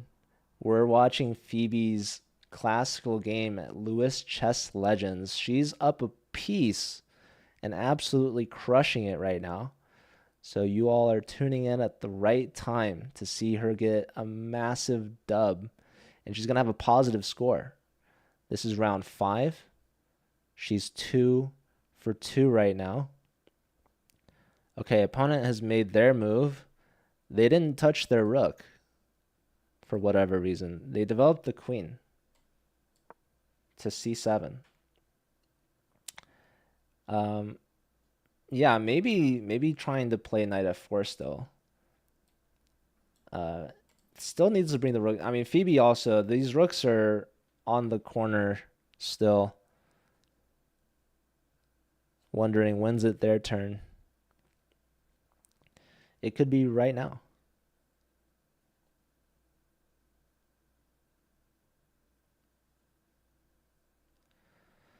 Where did the confidence go? Phoebe's still very confidently winning, I assure you. It's just the plan is yet to be. I mean, it's not obvious exactly what needs to be done. Like, listen, you could be up a piece and just be like, okay, I'm winning. But it's like, you still have to win. You still have to be able to convert that. So how do you do that? Well, you need a trade, right? I think that's what Phoebe was hoping for with bishop to d4. I think she was hoping the knight would take. And when the opponent didn't take, Phoebe then had to reassess. And that's why she went back. There's really nothing wrong with that. She was testing the waters, and she's freed up the d4 square for her knight, which would be a more direct way to try to trade. And she's also just boxing the knight out again. She's also covering the e file, which could be occupied by black's rook. A very natural place to go.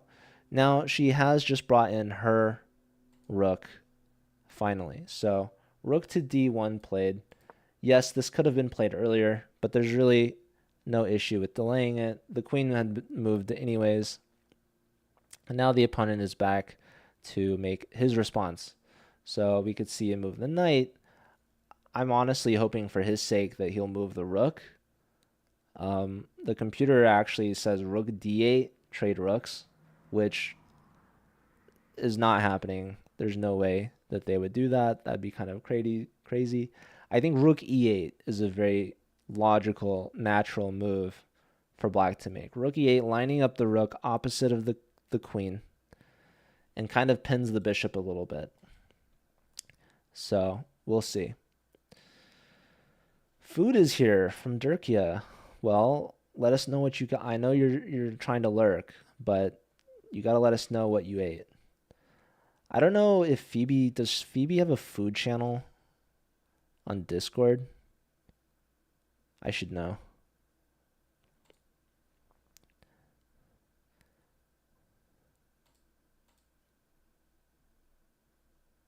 She does have a Hedgehog Memorial Center. And I know she's vegan, but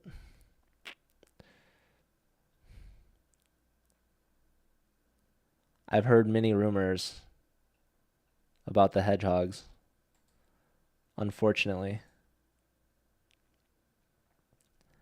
Did the opponent just hang a piece? I don't think so. Did they? No, they did play rook e8. Yeah, when they played f6, there was perhaps a bishop pawn grab that was hanging the piece, but not here.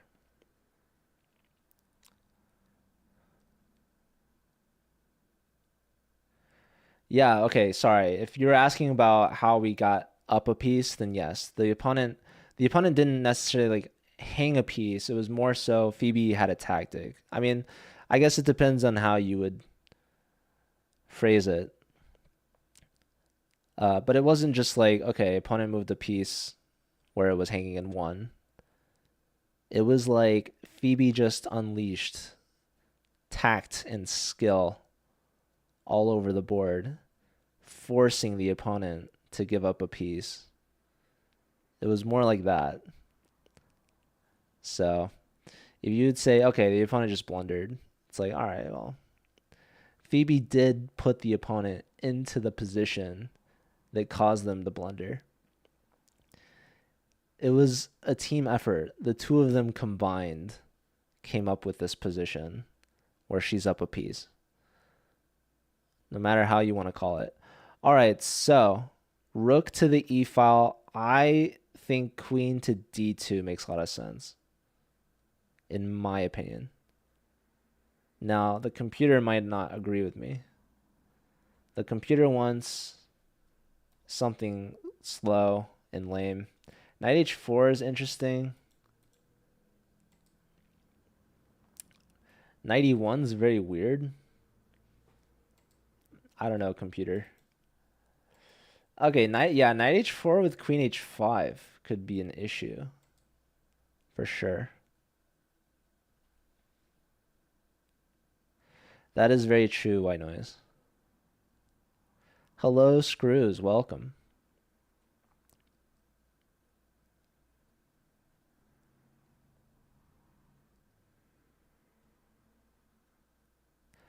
Luft is very logical. So yeah, h3 I could see. Yeah, that's what I'm thinking, Derp. Let's take that d file. And yeah, maybe they go here though, because the knight does cover that. But like, okay, we'll go here or something. See if they want to trade rooks, which I don't think they really want to. What did she play? She did play queen d2.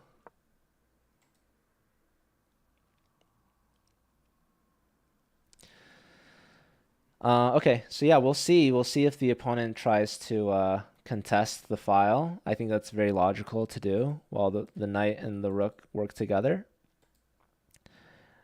Force the queen maybe to move and then put the rook back and decline the rook trade. So that'd be an annoying way to play, perhaps. But maybe then the queen can pivot to like f5, maybe.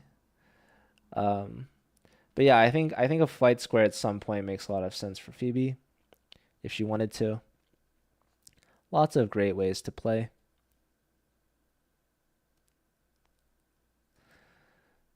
Yeah, I think knight h4 is kind of not being played. It was an opportunity in the last move because the queen could work together with the knight on the light squares. But yeah, we could see this queen to c2 and then knight h4 becomes another possibility again. What I like about queen c2 is maybe the queen can get a little closer. So here the queen's trying to infiltrate along the d file, which is a great idea, but of course can be contested, which is why we would then have to move the queen again. So let's see. Opponent has made a move. They did play rook to d8, and now Phoebe might block on the d file, but I'm expecting something like queen c2. Not expecting queen back to e2 because then rook will just go back to e8 and say, all right, let's see if you can come up with something new. Because black is very happy with repeating. You do that 3 times, shake hands, and it's a draw. But Phoebe can repeat twice if she wanted to. But she has to find a new position. So yeah, not even entertaining the repetition idea, just immediately going to e2. I'm going to fast forward this just one little bit. All right. How many streams are you allowed to miss before you're relieved? I missed 6 streams this morning alone. I woke up to a Discord with 6 announcement notifications. So yeah, I knew Phoebe was a streamer, but didn't know she was on that 7 stream a day grind. She's really got that grind set going. And I missed all of them, except this one. I tried my best not to miss this one. It wasn't easy. I woke up early, but that's okay. I was going to wake up early regardless. Not because I wanted to, but because I can't sleep in for whatever reason. I feel like I need better shades. I need a sleeping mask. I don't know. feel like that would be uncomfortable. Does anyone sleep with something that covers their eyes? I'm assuming it's something that you would get used to. I feel like that would help me so much. Your eyelids. I should try that. Yeah, I'd rather have the blackout curtains. Yeah, I agree, Jan. Because I stream at the weirdest hours. I don't know if you've noticed, Jolo, but I've been taking my foot off the pedal when it comes to streaming. I was streaming every day for like the first half of the year. July and August has been a rough schedule for me.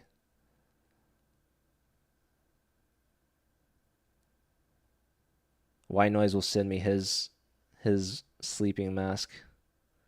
That'd be great. I feel like White Noise, if you really wanted to help me, maybe some cuddles would also be of good use.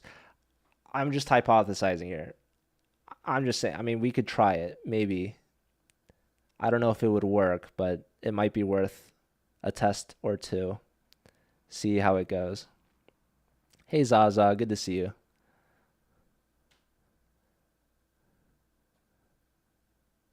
We need more Nemo broke Joe streak. That was an exhausting event. I mean, for the players especially. I'm over here like, oh, I can't commentate. It's too hard. And like they're actually grinding and playing chess for like 6 hours. Hey Waxy, good to see you. Yeah, Banana has been there, but relatively untouched. But looks like Phoebe is going for what we've hypothesized is water. But wait, what someone said it was something else. I forgot what people were saying. I'm trying to think. What did someone say earlier? Not tea. All right, fly redeeming the hydrate. Very nice. I wouldn't say that Nemo was getting absolutely destroyed. I think Nemo definitely had some rough games, but she also had some good ones.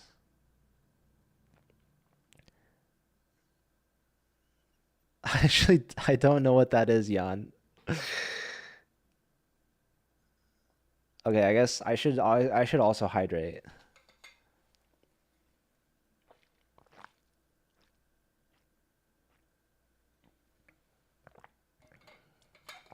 Screws, I really appreciate the compliment. You know, it's just a dress shirt. And, you know, you can only see the top half of me. That's all you guys really need to see. Oh, it's just for the occasion. Yeah. I'm try not to redeem too many hydrates because if I have to get up, I mean, I don't know how I'm gonna make that work. I might have to go on a Phoebe full cam. I'm just kidding. Or am I? No. Dude, you guys, I love watching Vsauce. I don't know if you guys do as well, but I want to like make like a button that I can press that cues the Vsauce music. Like, you know, of course I'm wearing pants. Or am I? No, I'm not gonna joke about that, but well, I guess I already did. I'm not gonna keep referencing. You know, anyways, I'm a big fan of Michael from Vsauce. Every time I ask that question, it's just the music cues in my head. His TikTok is unhinged.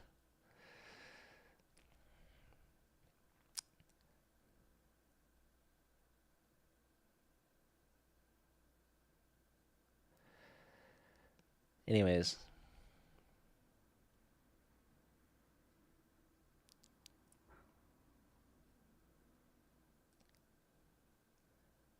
Jolo needs a TikTok badge. Is Jolo on TikTok? Can we get a Jolo TikTok shout out?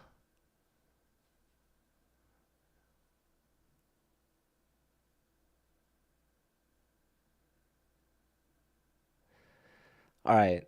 Queen to C2 played by the one and only Phoebe. Opponent finally getting under an hour on the time. This is move 27.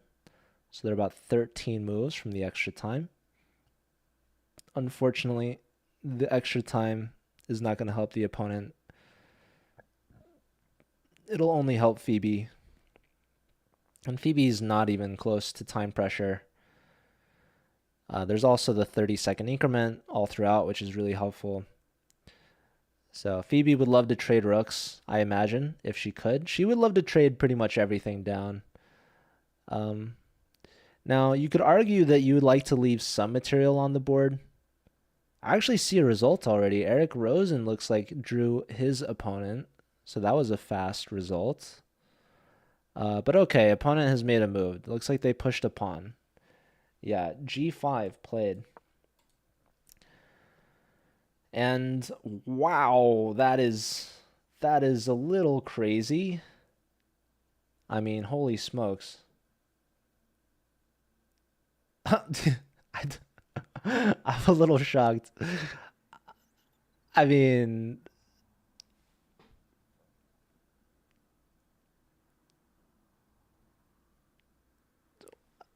I'm shocked because this really just invites so many trades. This is such a fantastic position. I mean, anyone could really sit here and think for like 15 minutes just to figure out how they really want to best trade everything.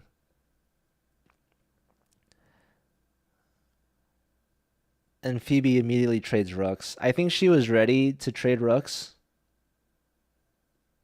The Lee chess board's kind of... Wait. I mean, I'm looking at the board in the camera, and I'm looking at the...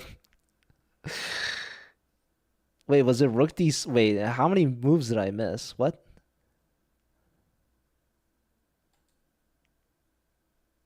No,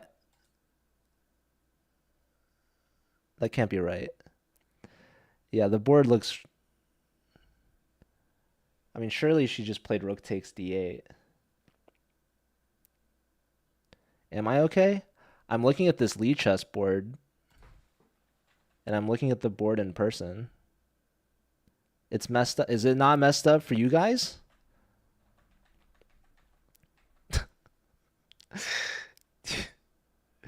I would show you guys. Lee chess board is broken. Okay, thank you, Derp. Everyone else trying to gaslight me or something. I don't know.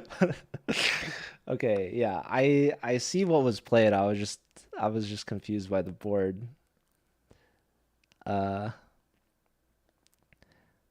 Okay, Dirkia had an Angus burger. Very nice. Hello, Stuckfish. Welcome in.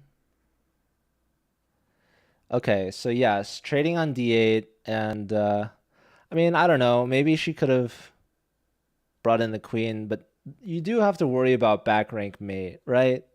So if she brought the queen away, then her rook would have been hanging. So okay. She played knight d4. Is that what she did?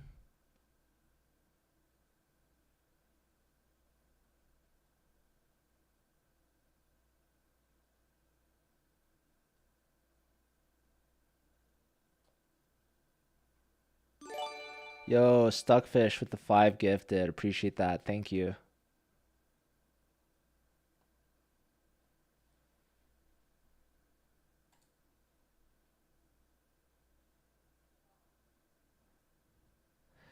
Yeah, I think the Lee chess board is broken. I don't know if there's any Lee chess people that could help us fix that.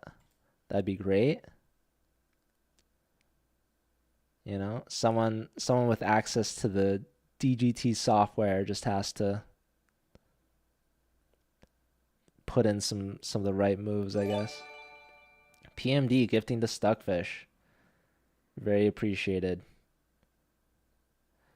Okay. So, I guess I could just try my best and make the moves for them, which is fine. Things are not going to get too complicated here. But yes, she is offering a knight trade.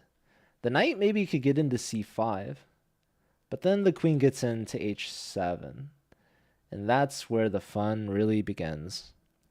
So, yeah, g5, really questionable move from the opponent. Really weakening this king. Maybe the opponent has somewhere to be, but knows that they're on camera, so doesn't want to give up too quickly. Yeah, king e7 would be very nice. Whoops. Wait, did you say king e7? Oh, yeah, that's probably more realistic. I wanted both the knight and the queen. You just wanted the queen. Shout out to Ulan gifting 2 subs. Welcome, Ulan. Big supporter of the chess community. Perhaps the world at large.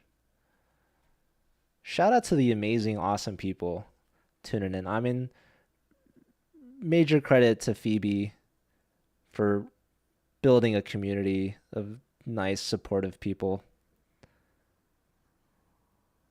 Something that really shouldn't be taken for granted. But I feel like there's a slight debate, people talking about the chess community. I think that I've had so many great experiences and so many great friends that I've made through chess, especially chess on Twitch. But I've also seen a lot of like newer streamers, for example, try to get into it and not have the same pleasant experience. So you could look at any kind of online community or gaming community, I think in particular, and find both good and bad. So if I can say so, I would say that I think we're pretty lucky to be able to know and be involved with such awesome, amazing people. So I just wanted to express my appreciation. Lots of people gifting, so I guess we even have a hype train going. Level 3, that's crazy. Shout out to the Twitch staff member that invented the hype train. The guy was like, hey, you guys know how like we like when people give us money? Yeah. What if we like made like a train, like a hype train?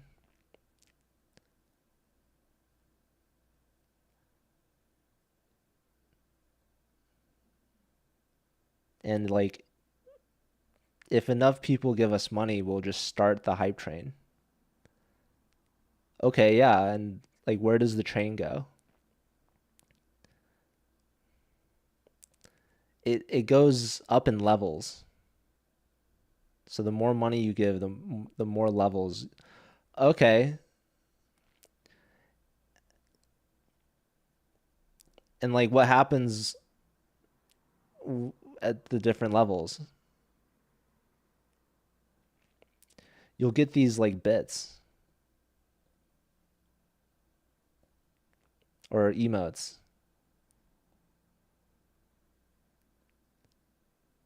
Wait, so the train doesn't really actually like move or like all right, I think you're missing the point. Anyways. All right, so let's see. Did the board get fixed? I think it did. So Queen D7 played, it seems.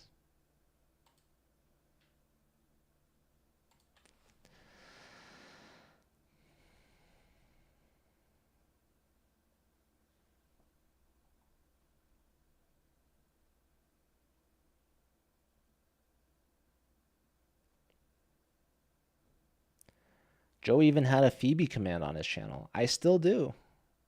The Phoebe command is live and well. Ulan put a giant hype train emote in the chat. I'm assuming that costs some bits. So the hype train has been conducted. What was that? 8 subs and was it 50 bits? I don't know. I missed it. But you all have been rewarded, I believe, with different emotes. So thanks. I hope you all enjoyed the hype train ride.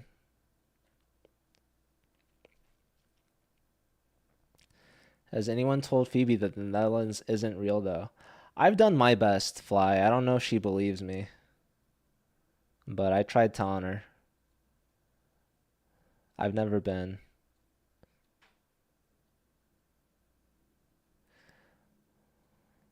Hey, Gandalf. Welcome aboard. You just missed the hype train, but maybe the real hype train has arrived now that Fallen Gandalf is in the chat. Yeah, bringing the queen in is a tremendous move. Trading knights is also. Yeah, queen h7, you could just pick up all these pawns. I mean, you're really not afraid of back rank mate because you're not afraid of opening the d-file. This is an outpost because there's no pawn around. You could trade off the knight, but you'll simply recapture with the bishop. So Phoebe looks like she's trading knights here, I believe is what she just played. And the Lichess board agrees with me. I'm curious if anyone at Lichess was watching or reached out and helped. Maybe a moderator or someone. I don't know. Or maybe they just noticed. But yeah, like these things happen pretty frequently with the DGT boards. I think what happened in the game was like as the rook was moving to capture, the computer thought the rook stopped like halfway through, which I think is fairly normal. And yeah, I learned a lot about setting up DGT boards at the Botez chess camp just the other week or so. And yeah, the software is pretty outdated. It's pretty old. All right, queen takes played. But yeah, it's cool this event has so many. It's a lot of DGT boards.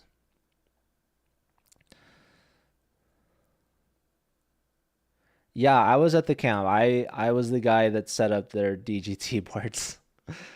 But yeah, that event was partnered with chess.com, and so they asked me to help supply the boards. I was able to borrow them from a local university that had a handful. So yeah, shout out to Miracosta College.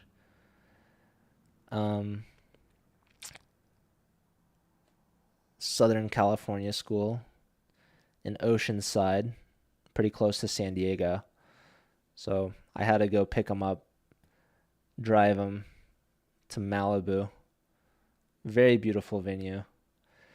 And then I had to learn how to set up these boards. We had the wrong power cable at first because apparently when the school had the boards, they didn't have the power cable. So they improvised.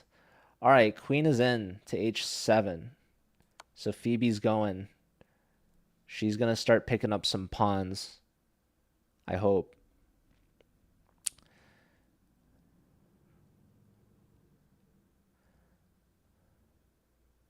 Did I set up Nemo's clock so she can... I guess I technically set up the clock. I mean, I set up the boards and the clocks.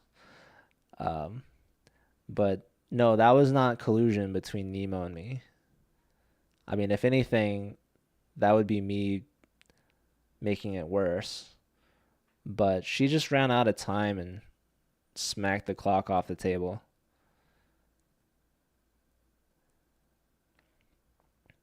Okay, the king has moved. only only piece that they could have played. So now Phoebe can start checking and she can also start taking. She has two pawns that she could take. Someone did call for Luft, which also is very logical. That's one way that you could lose. It's interesting. Phoebe would love to trade queens, but you also have to be a little cautious because sometimes being up a minor piece is not enough if you trade off all the pawns, right? Luckily, there's a lot of pawns. But I am curious to see how Phoebe will decide to close this one out. So what you don't want to do is allow counterplay with the queen. So the queen could really stir up some trouble if maybe we get a little too greedy or a little too careless.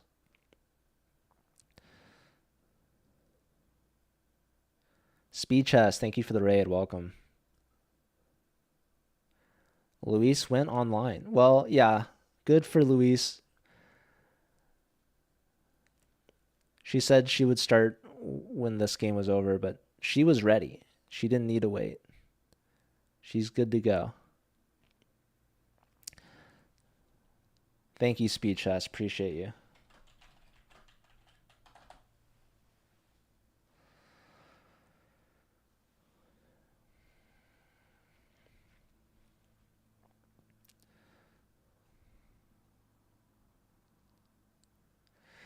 That's a good point, Screws. Someone maybe could call her out on that. To be fair, she didn't start streaming until now, so maybe she was busy before.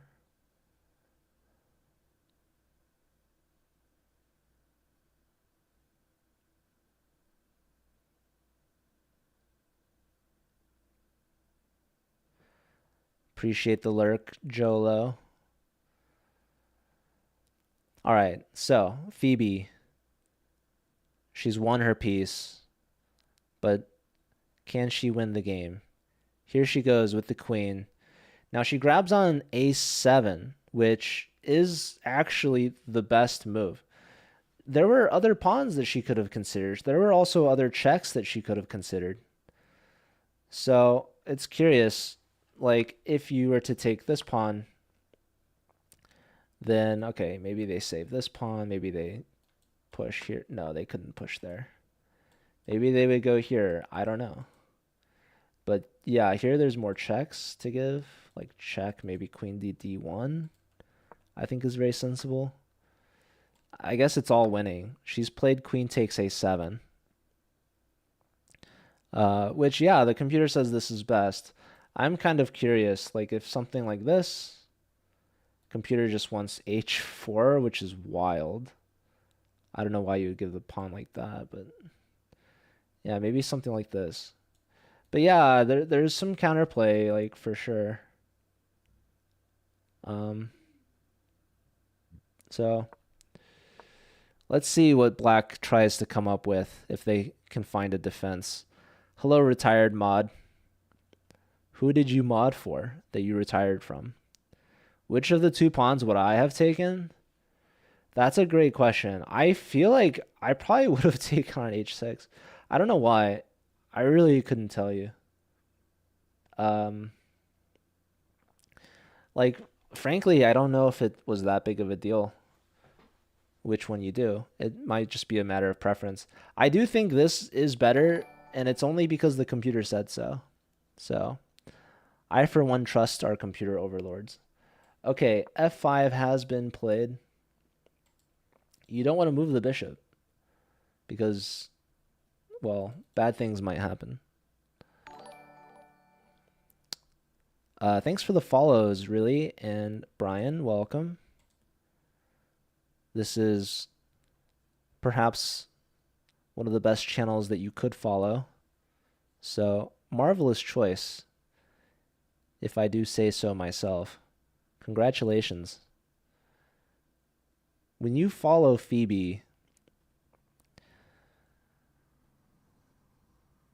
it makes it easier to find her channel faster when you get onto Twitch.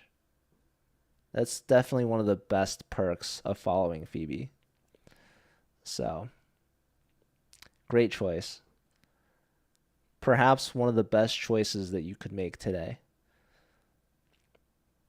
I'm assuming you also get emotes for following. Probably you'll get some channel points for following. Those channel points, hot commodity. You can make Phoebe do all sorts of stuff. Like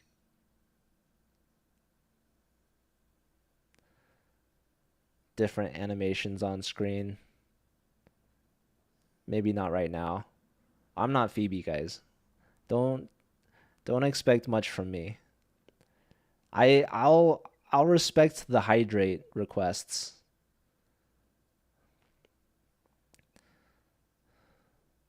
Yeah, he's definitely trying to play F4. This much is true. H3 makes a lot of sense. Show coda, I can't do that. It's too much. Jan making me eat an almond. And dessert wants to hydrate. Okay. Here's the almond. Posture check. Thank you, merman. You're a great viewer.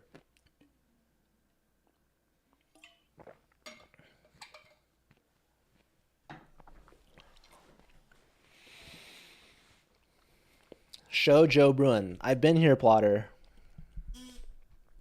You know? I know that you know. You're watching Phoebe.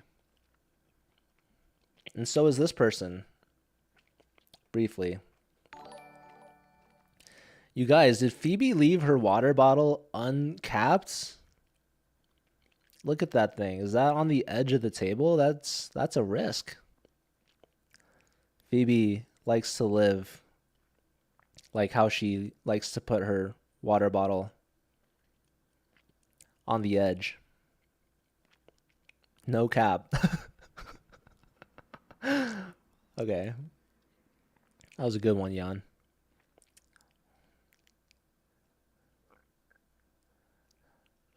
Yeah, this is move 33.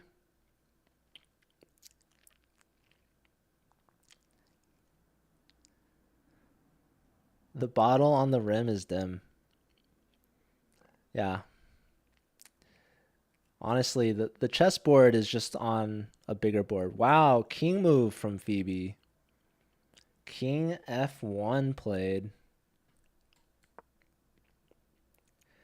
Yeah, this game's not ending before move 40. We're gonna see a handful more moves, I suspect.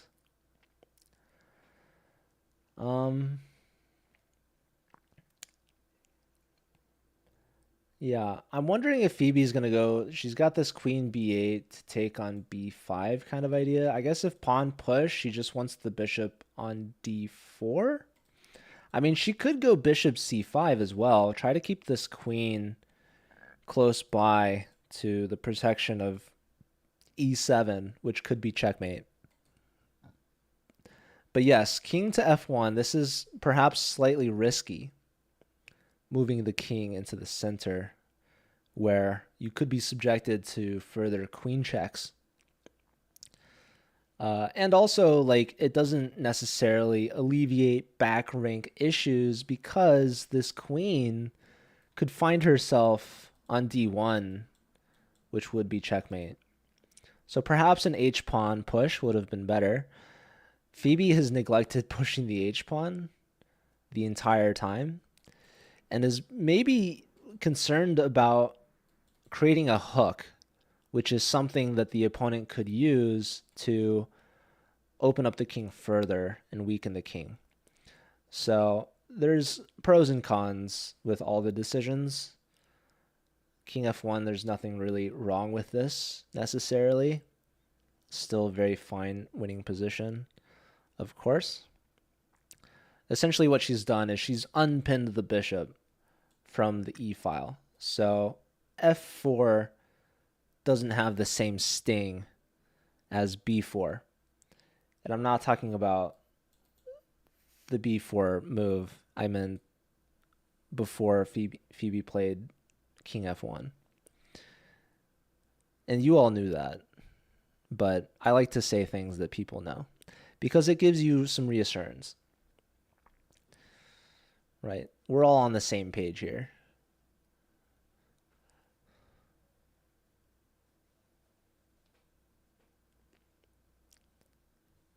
The hook lesson. Yeah, Notchwell's been doing a great job coaching Phoebe. I don't know if Notchwell is available to take more students. I don't know if I would want to be coached by the same coach as Phoebe. That's a lot of pressure and expectation. I'm like Phoebe's real close to the camera guy. Okay, bud. We had a whole camera focus shift. What kind of backpack is that?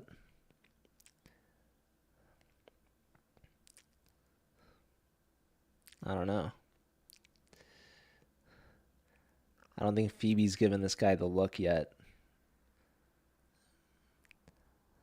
She might not have noticed. But we'll see how long it takes.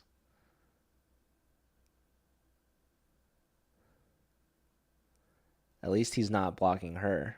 We can still see Phoebe. It's a little blurry though. Oh, there's the look. There it was. I knew it was coming. And it kind of worked a little bit. She gave him one. It was a brief glance. Phoebe could have done a lot. Okay, there. Yeah. Look number 2 from Phoebe. Getting the job done. The obstacle has been removed. And now we can see the board again. That's side eye.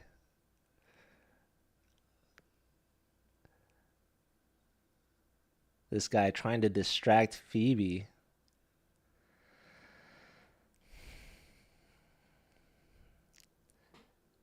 Taking some time off her clock. Wait, so did the guy move? What did he play? Sorry. I was distracted. Okay, so f4 has been played. And now the bishop should move. There's some queen checks that Phoebe can throw in. So, who knows? We shall see. But yeah, we don't want to give up the bishop, of course. So the bishop should move at some point. And yeah, I mean the opponent is definitely doing a good job. I am perhaps even slightly worried about f3 at some points because if you take, who knows? Who knows?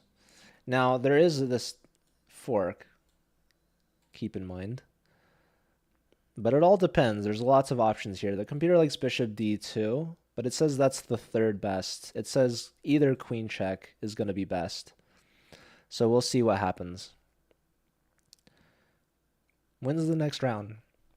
Should be same time tomorrow. 8 a.m. Pacific time, which I think is 5 p.m. Phoebe time, which is what they call it in Norway. It was probably like, I don't know, what do they call, like Central European time or something? Who knows? Europe has a lot of time zones. But the only time zone that really matters is Phoebe time. And we were on Phoebe's time, but looks like Phoebe's made her move. I'm assuming bishop d4, which I think is probably what I would have played. So it makes me a little nervous for Phoebe because I've had a tendency to play bad moves before. So, who knows? Who knows? Probably this is fine, though. I trust in Phoebe. In Phoebe, we trust. Okay, the queen has advanced. The queen is inching its way into our territory. This is actually crazy. I'm not actually happy with this eval that I'm seeing. You guys are not going to be happy either. There's only 2 moves that Phoebe can play, that hold an advantage. So let's look at them. First move, it's the only one that holds a significant advantage of +5, which is what we see on the eval bar. It's queen to b8 check. And then the second one is bishop to e3, which it's not happening. Bishop e3 is not happening. Next best, it says h3, and it says it's triple zeros.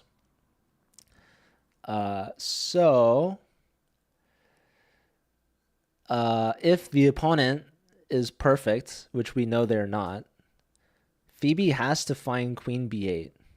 And she's reaching, and she's played it. Queen b8 on the board. Whew.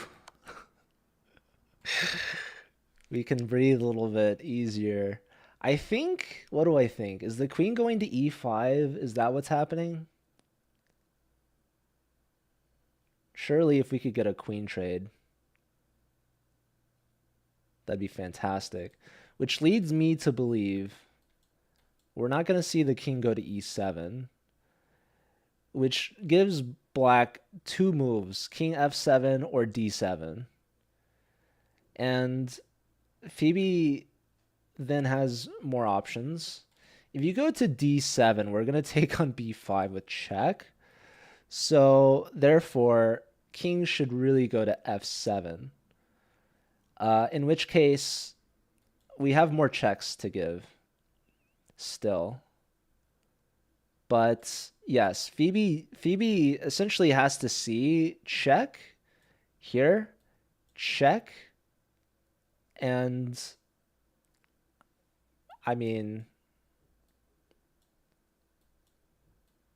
yeah, that's a perpetual threat. So Phoebe has to realize and react to the perpetual threat. So that's why the check was so important, which she did. So yeah, Phoebe pretty much had only one check, and she played it. So not that hard to see. Yes, the king did go to f7, and now it's Phoebe's turn once again. And again, if black, given the opportunity, will put Phoebe into a perpetual, an inescapable flurry of checks leading to a repetition, which would be a draw, which would be sad because Phoebe is up a piece and is winning. So she must continue on with the checks. She must check her way out of this and find a way to defend, which is crazy to think that she's defending, right? It's like she's giving to the checks. It seems maybe she's the one attacking. She's up a piece. But in reality, black is threatening a game-ending draw, which is the biggest threat that they have. So Phoebe needs to realize that. She needs to see that she can't really get out of the perpetual. She needs to keep checking black so that black has to react and doesn't have time to give her any checks. So we're getting to a tense moment here. And I think perhaps it's because the king is on f1. King to f1 was played instead of maybe something like h3, which could have alleviated some pressure. And yeah, black's done a good job of pushing these pawns forward to try to create some counterplay. And yeah, maybe taking on a7 with the queen, that was the best move by the computer. But the computer kind of sees through all of this and can probably find a way to bring the queen back and trade or something. I mean, queen e5 is you don't actually have to check. You could just play queen e5. And yes, maybe you get checked, but you can block, right? Your queen is now around. So yeah, you're probably going to lose some pawns or something. But like black's not going to make a pass pawn anytime soon. And if they do, you can still defend it. So we'll see. Also, hello, I blame. Good to see you. What is Gandalf? Good question. I would put on a Gandalf hat. Probably, yeah, probably now is not the best time to do it, but I'm sure Phoebe doesn't mind if one were to make me do that. Usually, I would like disable that. I was doing commentary for the Susan Polgar Foundation Invitational, and we were bringing in many guests throughout the broadcast, Susan Polgar being one of them. And people were redeeming almonds. And I think, yeah, Gandalf redeem probably wasn't uh, granted at that time. Or maybe I forgot to disallow it and just didn't do it. I don't know. I try my best to refund channel points. And I say I try my best because I think recently someone did redeem a Gandalf that didn't go through. Maybe that was during Nemo's commentary. I don't know. But I do know that some of these clips get shared on social media. So, would me wearing a Gandalf hat ruin that? I mean, I don't think so, but maybe. It depends. It depends on who wants to use it. So, Phoebe did post a clip of me, which is pretty cool. So, that's exciting. But yes, there's basically Queen A7, Queen C7. These are the two checks from Phoebe, but she could also try with Queen E5. Queen E5 is the third best move. It's reading at plus 4.8, but the two queen checks are reading at over plus 5. Is that a big difference? Not really. But Queen E5 does allow the opponent in and maybe win some pawns. So Queen E5, though, is really threatening a lot of stuff on your own. But the check is going to be the most direct. She's trying to figure out which one she likes best. The computer has a very slight preference for A7. I prefer C7. C7 is simply closer to the king, but also I like having E5 at my disposal. Whereas A7, we're a little bit farther out, and we're also kind of blocked in a little bit. So let's see. Question is G3 an option at all? G3 immediately blunders queen to H1. So the answer to that, I guess, is a no.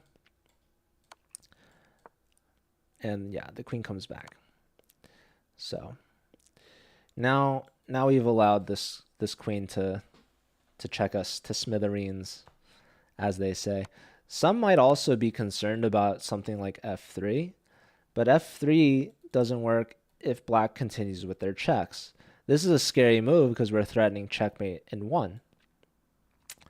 But okay. G3 should not be considered like at all after you see the perpetual. Like, she really needs to look at the checks, and she needs to look at queen E5. Okay.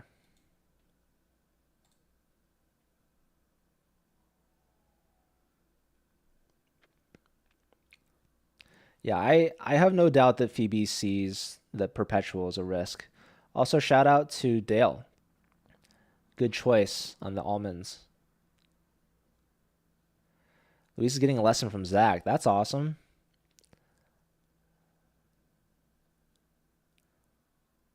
Joe is Twitch's chess teacher.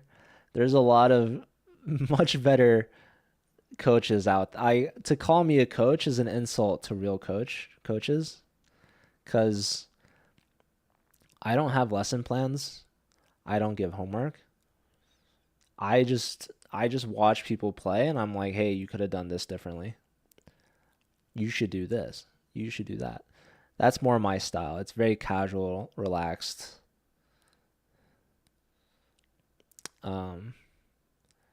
Are we checkmating yet, Jolo? Welcome back. Not quite. Phoebe is spending some time here looking at all these checks. Black has a really good queen position threatening perpetual. So Phoebe is kind of on a tightrope The computer has switched its mind. It says that queen e5 is now the best move at plus 5.02. And the checks are just plus 5. So, yeah, the computer thought for a little bit, much like how Phoebe's thinking. And so sometimes the best move changes depending on how long you think about something, apparently. But either way, I think as long as Phoebe finds one of these three moves, she should be fine. I don't know what else she could do. Like, I don't know if F3 is any good. No. No, no, no.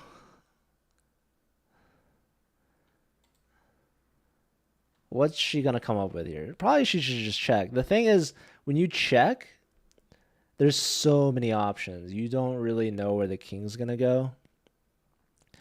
So it's very difficult to find this all the way through. I think something that you should really consider is like, okay, let's say the king goes here. That's checkmate in one. GG, shake hands. That'd be really fun. So queen check, you know that they're not going to go here. And if they go here, we have the same check. And okay, the king has two options there. Let's see. Yeah, if they go here, we have queen check here. They have two options. I don't know. It's complicated. As you can see, I'm looking at this even like with the engine, and Phoebe's just out there trying to figure it all out on her own.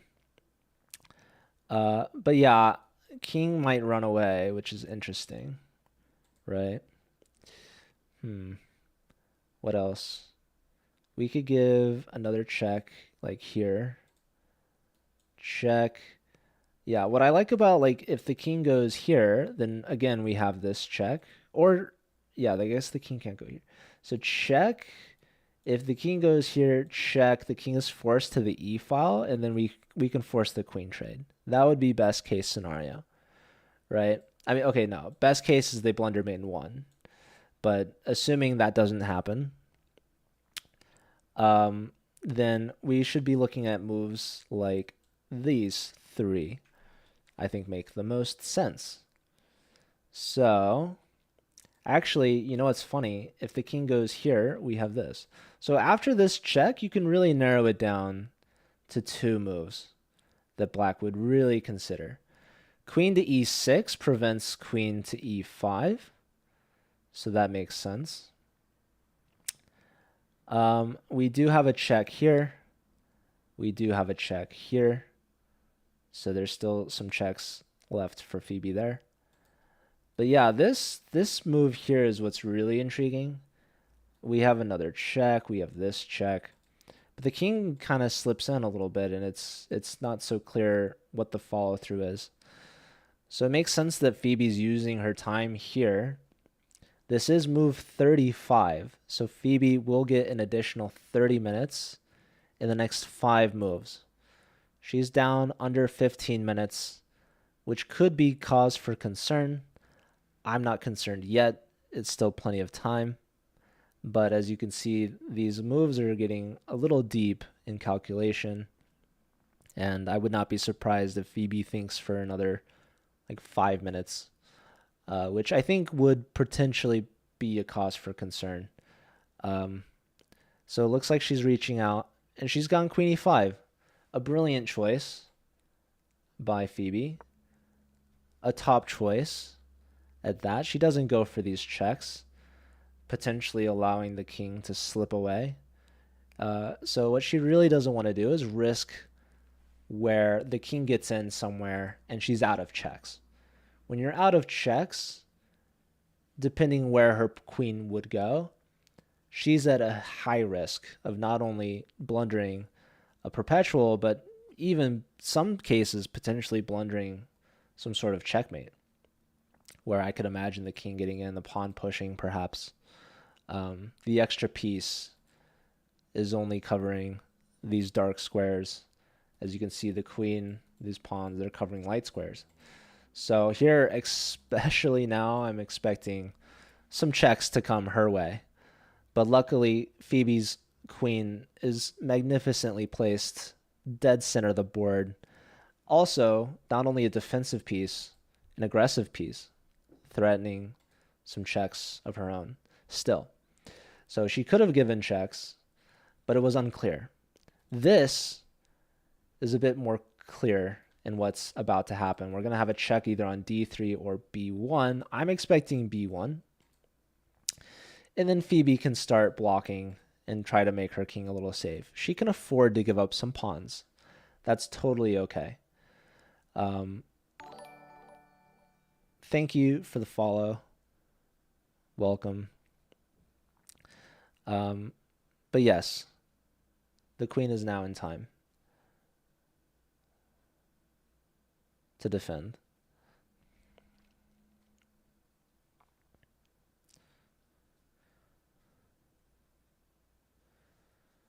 Speaking of coaching, shout out to Uncle Jesse, who I've given many lessons to. There was a very annoying position that she played where I believe she was up like 3 pawns. It was a queen and pawn endgame, and she ended up blundering a perpetual.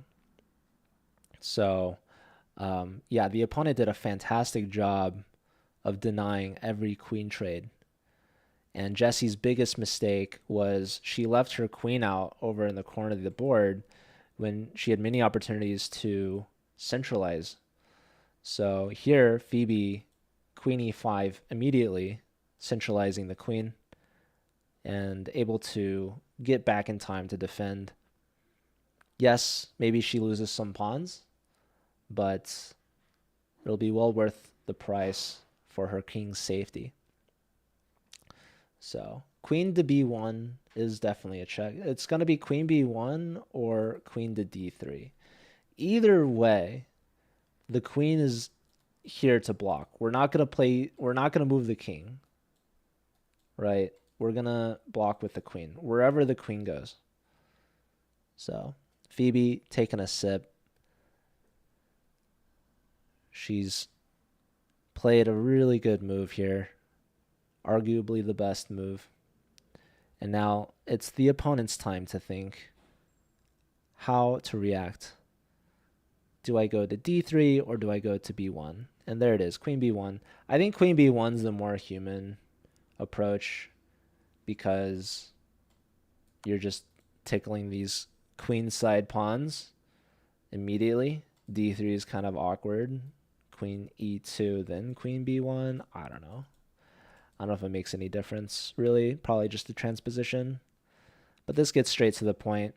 Maybe the opponent doesn't want to add in some extra moves that don't really do much besides get Phoebe closer to the additional time control. So this is move 36 that's just been played. So Phoebe needs to make, I guess, 4 more moves. I don't know. 3 more moves. Like her next move is going to be move 37. And it really ought to be queen e1. This does give the choice. She could play king e2, but that's how you would blunder perpetual. So don't do that, Phoebe. Play queen e1. Only move. Legitimately. Not literally, but the only good move. And it shouldn't take her too much time. She did spend quite a bit of time on queen to e5, but it was well worth it.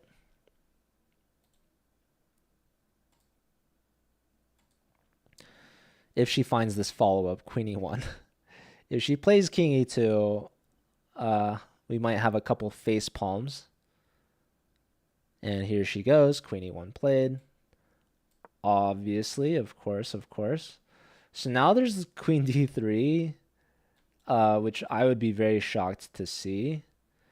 I'm expecting one of these 2 captures. I feel like b2 makes more sense. Uh, but yeah, it's interesting to see. Like opponent very well could get both pawns actually, which is kind of unfortunate, but also not really that much of a concern. So we'll see. Iskaya, welcome back. Hope you slept well.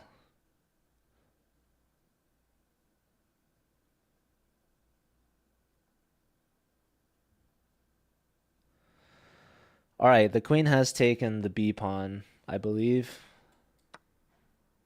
And now the computer wants bishop c5, infiltrating. Computer also likes g4, which is kind of wild. I mean, I wouldn't mind seeing h3. Like,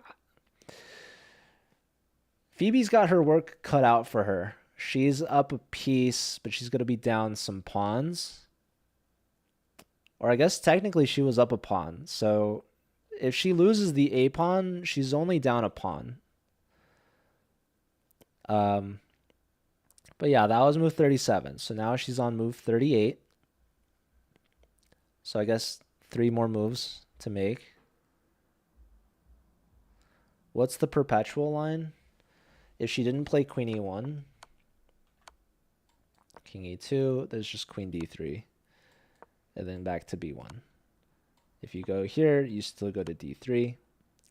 If you go back, of course. But if you go here, now you have queen f1. There's no block because it's not defended. So if I go here, we go back to d3. Only legal move, back to f1. If we go here, back to d3.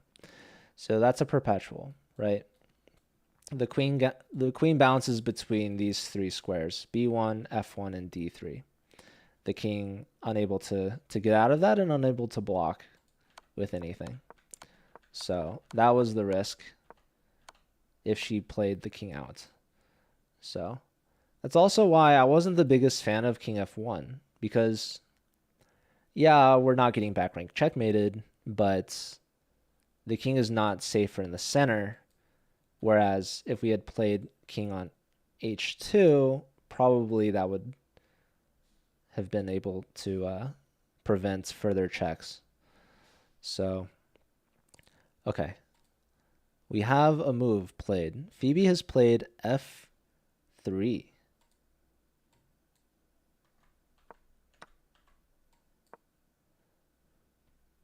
Which might have been Feingold a little uneasy, but still a good move. This bishop could be a helpful defender as well. Expecting queen takes a2. I don't see why not.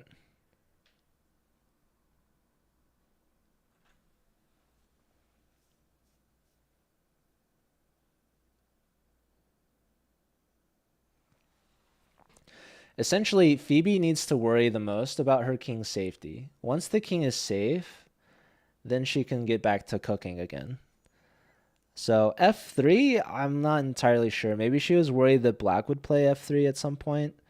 f3 does a good job of fixating black's pawn structure onto dark squares and putting her pawns on light squares, which is really important when you have a dark square bishop, right? Because these pawns are immune to the bishop. They're on light squares. This bishop could never take them.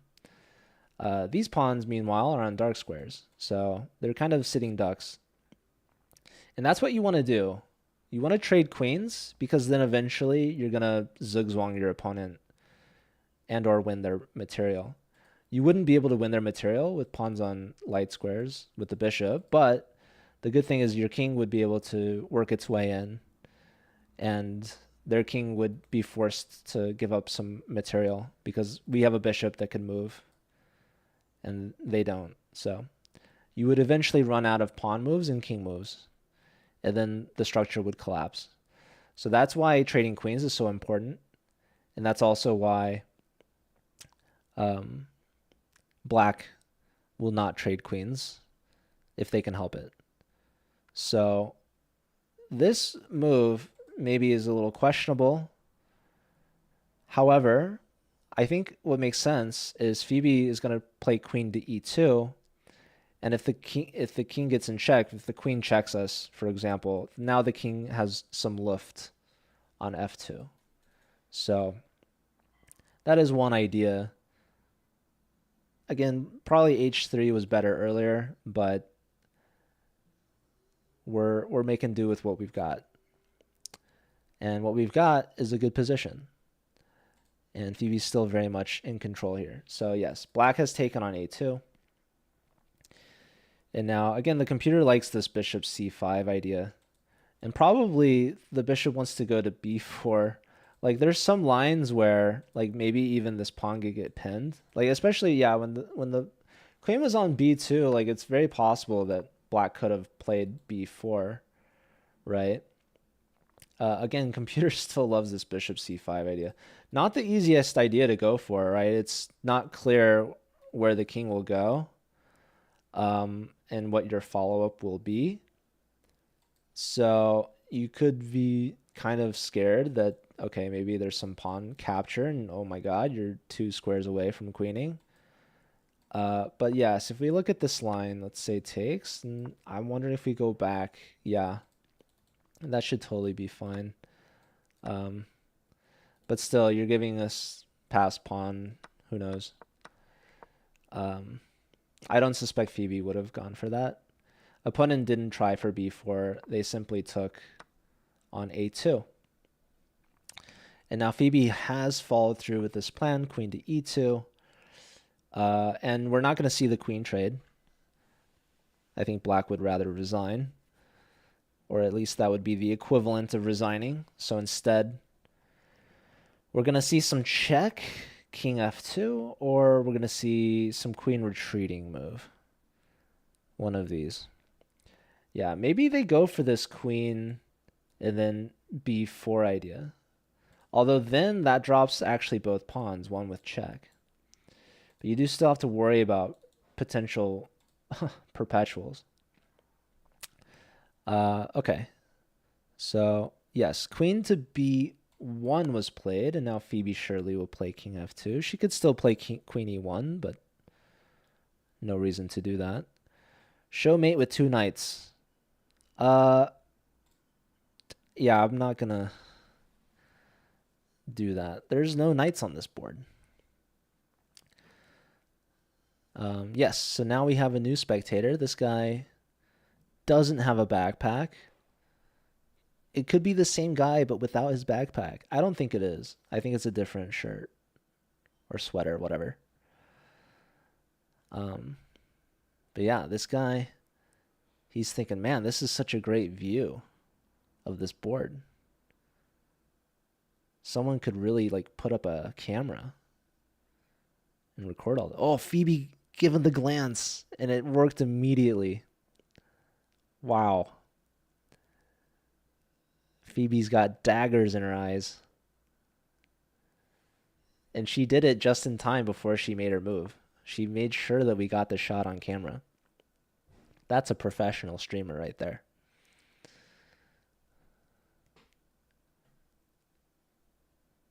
I'm getting chills, man. Oh my god. If someone looked at me like that, I don't know. Props to this guy for staying there. He did move to the side, but that would have been enough to make a grizzly bear do a 180.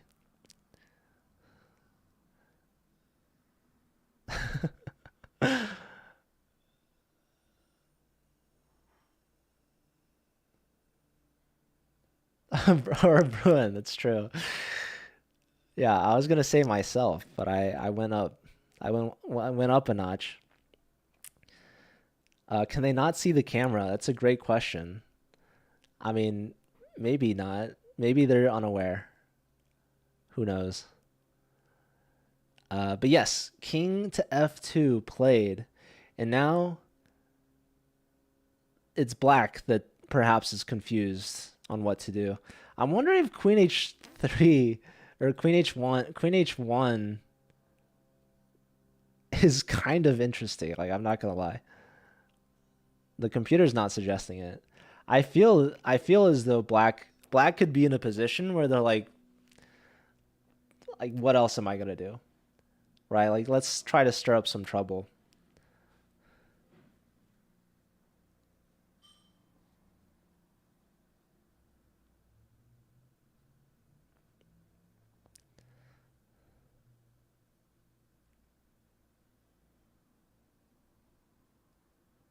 it is annoying, but maybe that's enough time, like for the queen to get to like e4 or something. I don't know. Queen h1. Yeah, likes queen e5, bishop c5 yet again. So it doesn't care about the pawn, and I don't care necessarily about the pawn either, but what I do care about is the checks that ensue. So it's the checks that are so important.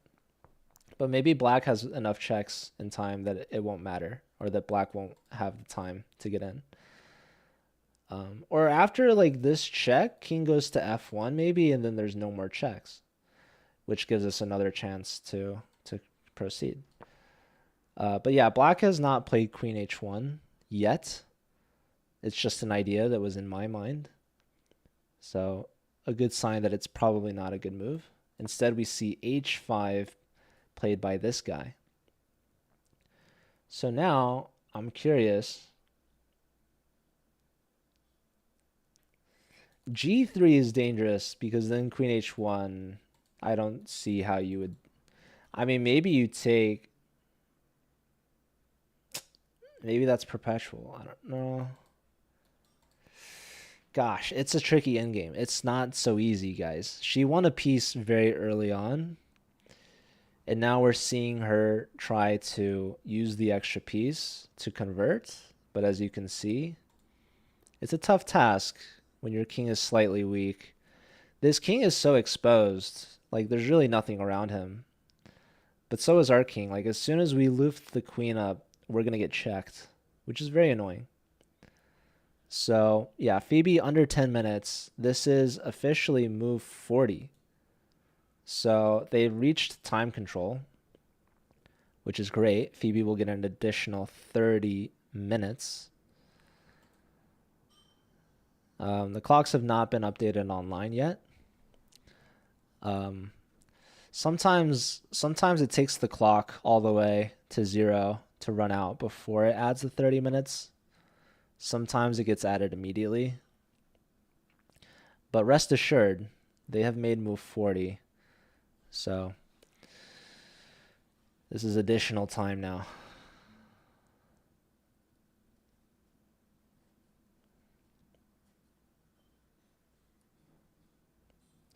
All right, and she's made her move. She's pushed h3. This is one of the best moves for sure. That was a weak pawn in her position. I don't know if black was ever threatening to play g4, but they're not anymore, especially. Phoebe's putting the jacket on.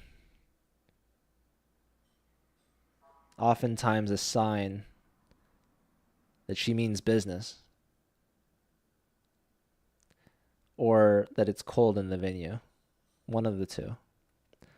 Some people take the jacket off when the game is about to end. People do that with their watch as well, or so I've heard. Hello, Silent.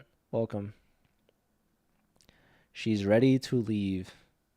She has had enough. Opponent very well could find a perpetual or a draw or something, so there's no reason to resign just yet. Black is very far off from getting checkmated at least. And in time pressure, perhaps there's always a chance Phoebe blunders. So, yeah, props to this guy. He's not giving up, and why should he? This game is far from over. And we have just reached the additional time. Opponent, hands in his face. Not a pleasant position to be in, of course. Not easy to find a move here. Yeah, opponent didn't necessarily know what to do, so they pushed a pawn. And Phoebe passes her turn. So puts the onus back on black to figure out a new plan. So again, no checks. Queen f5, very sensible. Queen f5, though, allows perhaps queen e4, which shuts the queen out from the diagonal, which is a very important pathway into white's half of the board. So, yeah, queen g6, same thing. We're gonna get the queen in. So yeah, I'm expecting something like this, but yeah, after queen g3, just simply king f1, and there's no checks to follow up. The queen would have to come back to like h2. And you know what's funny about that actually? You might have bishop to g1, queen back to g3, and then you just play with your queen, this queen sideline. That'd be funny. Let me actually show you guys what I just came up with in my mind. Let's say we go queen up, queen here or something. Okay, this is a forced mate, but I mean, let's say we do something random. I don't know. Here, check. Here, if the queen comes back, I mean, yeah, even king h1 we're not too worried about because we could just block with the bishop. And then the queen's really trapped, which is kind of hilarious. Like, I mean, I could just show you maybe. Here, I mean, this is kind of unnecessary. At this point, we would just scoop up all of the pawns. This queen is never leaving. So that'd be a way to put yourself into jail. But yeah, that was a really poor demonstration. But maybe an important analysis to realize for black that queen h1 is kind of a dead end. So yeah, not going to see that. Maybe what I was thinking in my mind was before the pawn pushed. So let's say something like this, this. Now trying to come in. Now we can bring this queen in or something. We allow this one check. And then you see that the king is preventing the queen from escaping, right? So queen only has 2 squares to work with, and neither of them are good. So if you go here, you see how quick, like, yeah, if you go here, okay. Now we just gobble up all the pawns.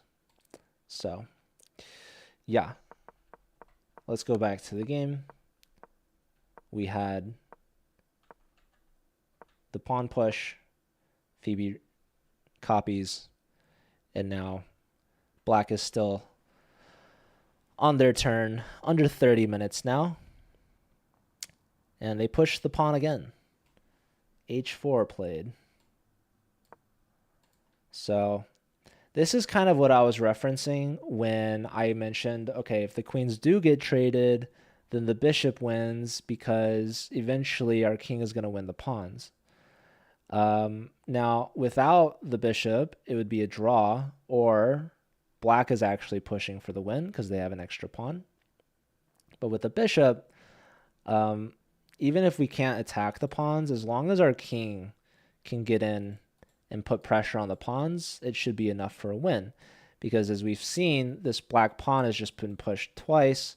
So now none of these pawns can move.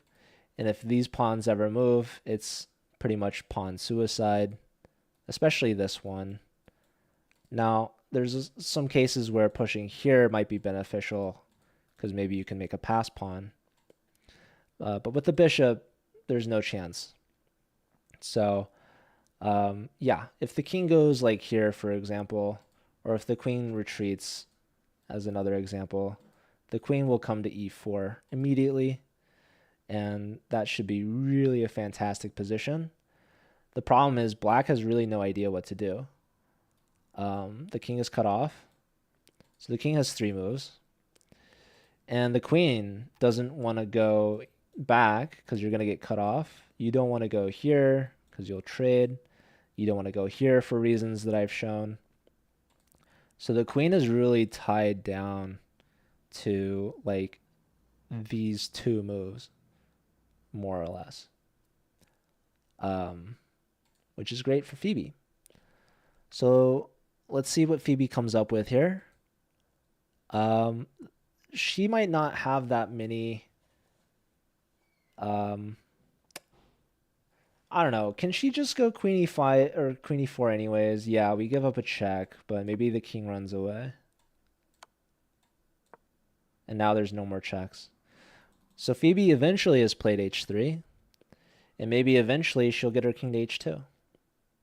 Now the queen can't even get in to try to threaten anything. So here, okay, queen d2 maybe. And now Phoebe can cook, right? Check. I don't know, can she just take this? Yeah, Phoebe's chilling. She's mad chilling. So let's see what she comes up with here.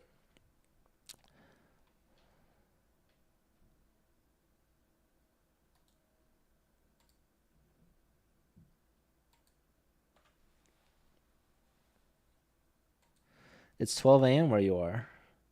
Is that India? I feel like I already knew that you're from India or something. Yeah, my time command doesn't work. I've been too lazy to change it. Why do I say they? I don't know.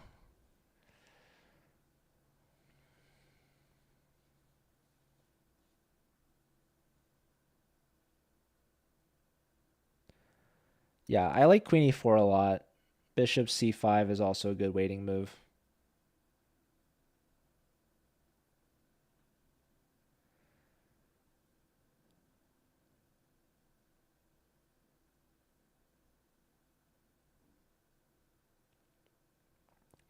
I think there's a lot of times where like you'll know your opponent. Like I've seen commentators just say he, like, regardless, even like sometimes when the opponent is actually a she. So I feel like they is pretty safe. Like people might not like it for whatever reason, but I feel like it's fine. It's whatever. Like if you're gonna get mad at me for calling them they, life's got to be pretty good if that's what we're worrying about. So yeah, queen e5 feels crushing. Yeah, queen e5 is definitely a good move.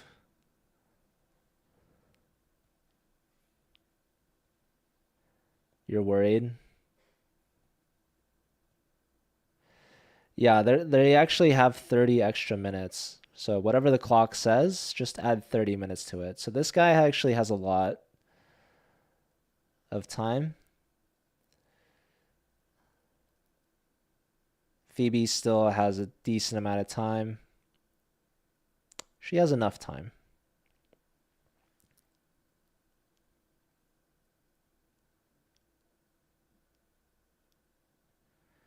She has no reason to be afraid. As long as she sees that even if she gets checked, she can go to G1 and H2 and be safe there. She's fine. She's made her move. Queen to E5, top choice. Full on aggression. Not even going for the queen trade anymore. She's like, I've given up on the queen trade. Listen, your queen can be out there as long as she wants. I don't care. I'm just going to come straight for your king. I'm not afraid. My king can run. Your king should be the one that's afraid. What's this guy doing out here? This king caught in no man's land.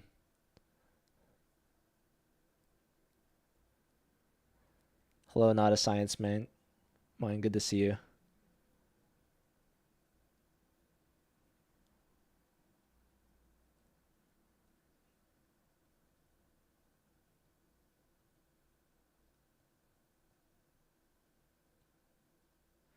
Making you feel very old, Screws. Is that so? Yeah, I was watching Blood Queen's commentary yesterday. Lots of Skibbity references and Ohio. And yeah. What's her score right now? She's 2 out of 4, so she's 50-50. She started with a win, had 2 losses in a row, and then her last game was a win. And she's looking to build some momentum off that. She's going on a streak here, looking for another dub.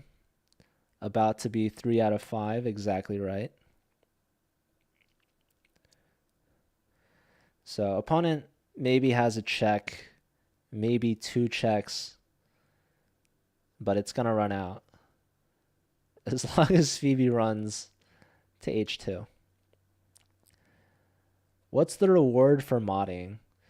Typically, people moderate uh, voluntarily as a way to help. All right, check has been played.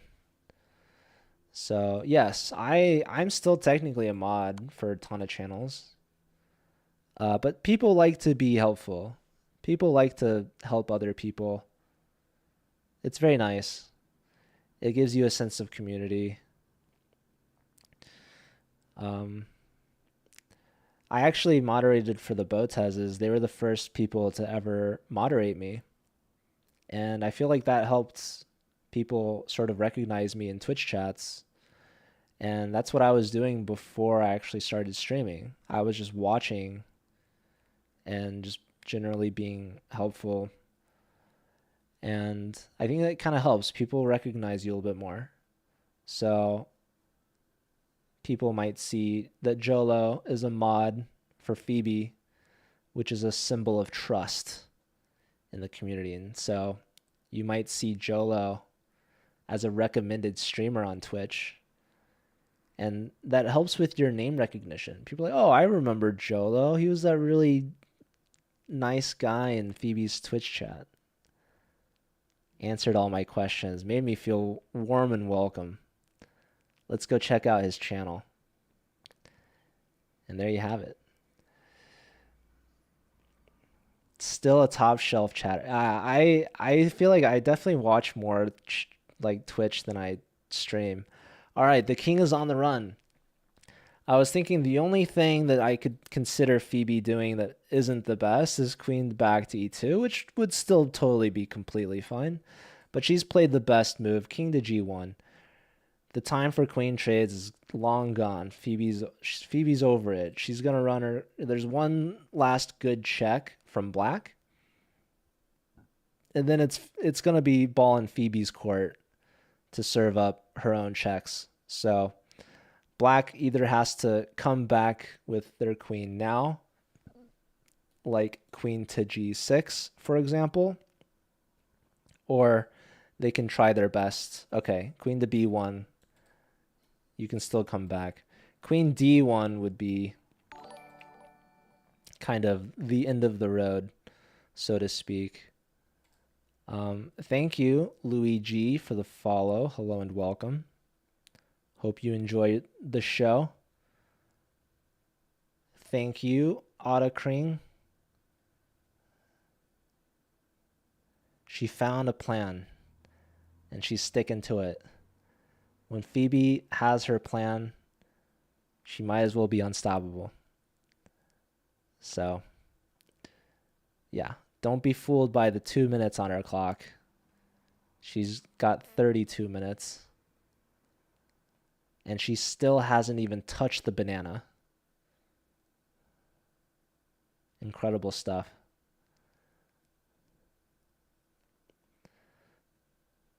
Phoebe, this is maybe Phoebe at like 10% of her power. So, really going easy on this guy today.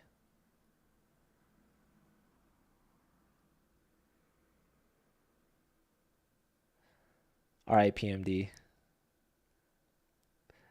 Usually the moderators try to uphold the values of the chat. Sometimes it could be a struggle. Especially when there's people like Screws in the chat. Just kidding. Would it really be a Phoebe stream without some Screw slander?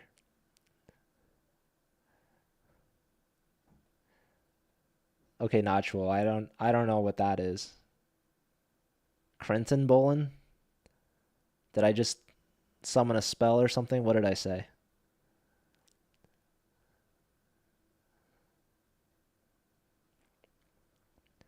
Hopefully nothing bad.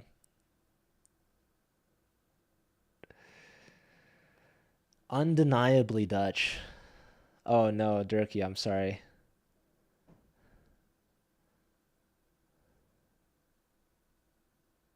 Isn't the fact that the extra time doesn't get added automatically? Yeah, it is maybe a little scary at times. Stan, thanks for the follow. Welcome. Okay.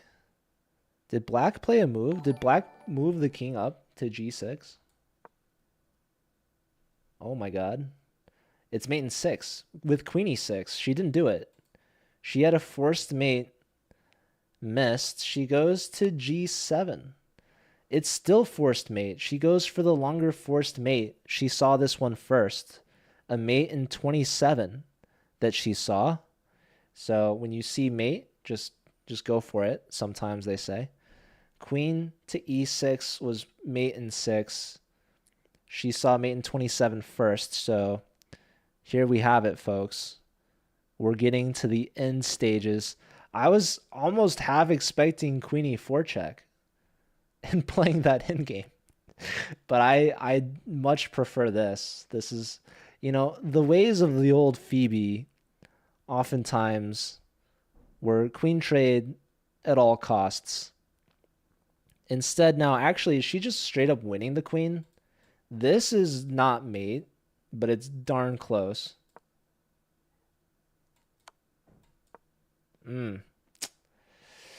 What do we want here? Yeah, if here she's gonna get the skewer.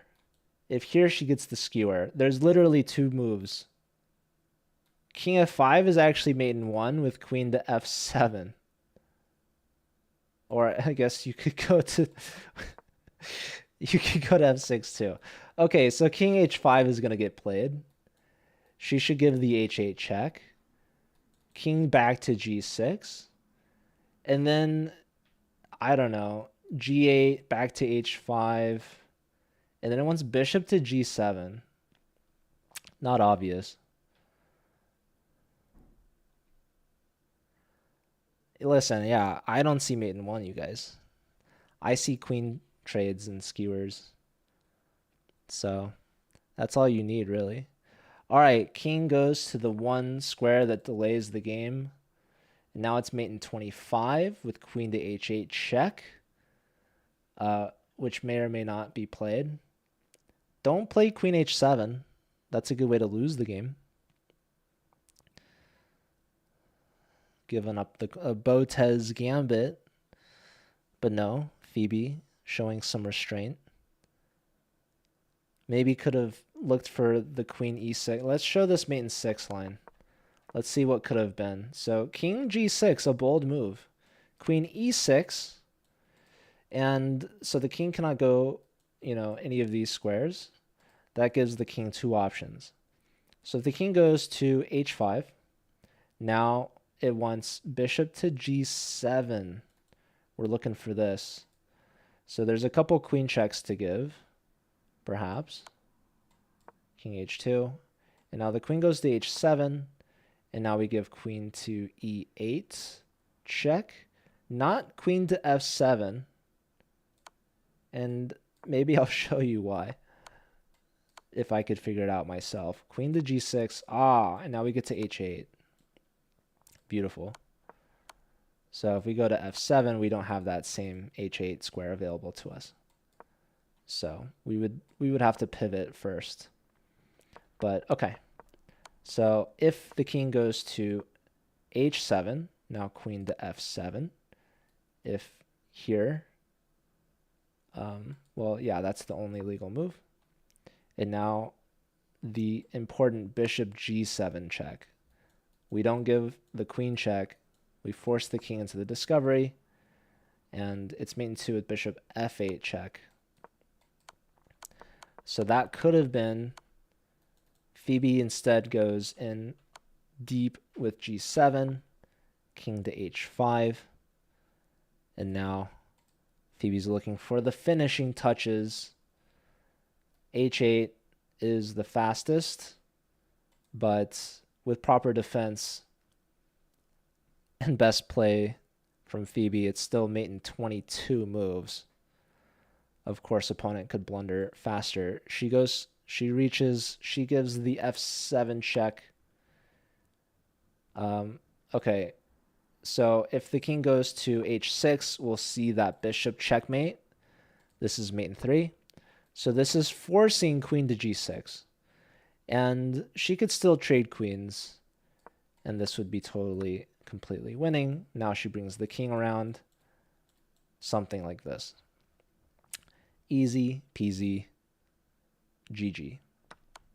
So let's see. Does the opponent go into checkmate in 3, or do they trade queens? Does Phoebe even want to trade queens? I feel at that moment that probably get the job done.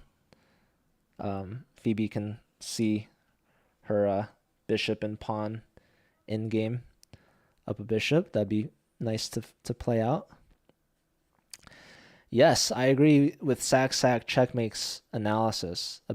Our position is good because we actually have a bishop and our opponent does not have a bishop. So, yeah, life is good. King has one legal move, which ends up in a mate in 3. If Phoebe finds bishop to g7 check, which I have faith that she would.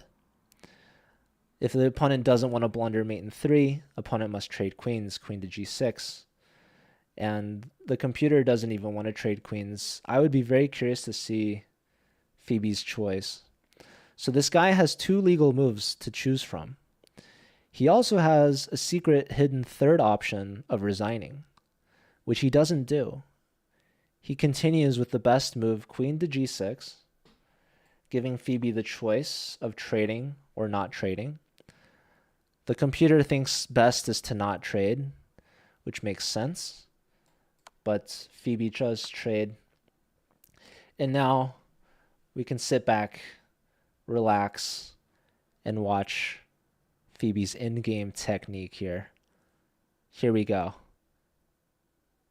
In-game up a bishop. Here we go, Phoebe. King f2. Let's see it.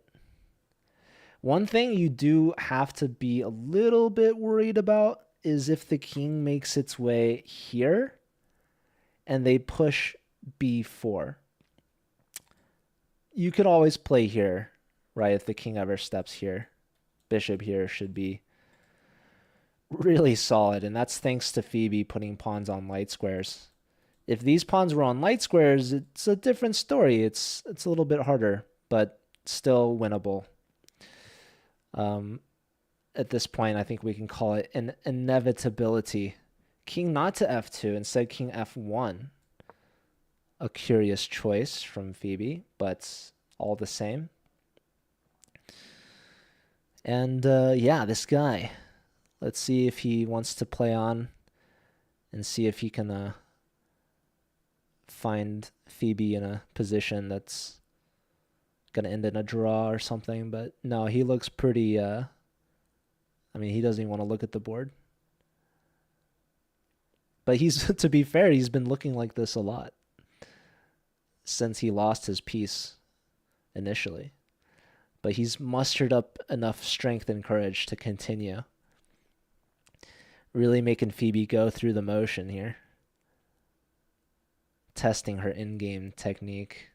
It's good practice. I mean, honestly, you guys, a lot of people in this position can get upset or think like, oh, like why are they making me play this?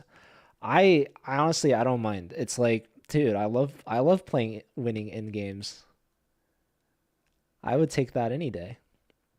All right, king goes up to f5. And now Phoebe expecting another king move. Probably I would go to e2. But you could also go to e1. Really not a difference. You might think, well, you know, the king on f2 or e2 is more further advanced. But if you look at black's pawns, there's really no chance the king could ever use these squares. So the king is really working with these guys. It doesn't really matter which square the king goes to, because in the next move, the king has the same exact squares available to it. But she has played e2. I also would play e2,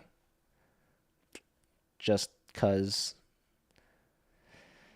why hang out on the back rank? Like, yeah, why she would play f1 as opposed to f2. Maybe the bishop wanted to go to f2 and some like she's keeping her options open. Anyways, it all's good. It all is good. PMD's behind a little bit.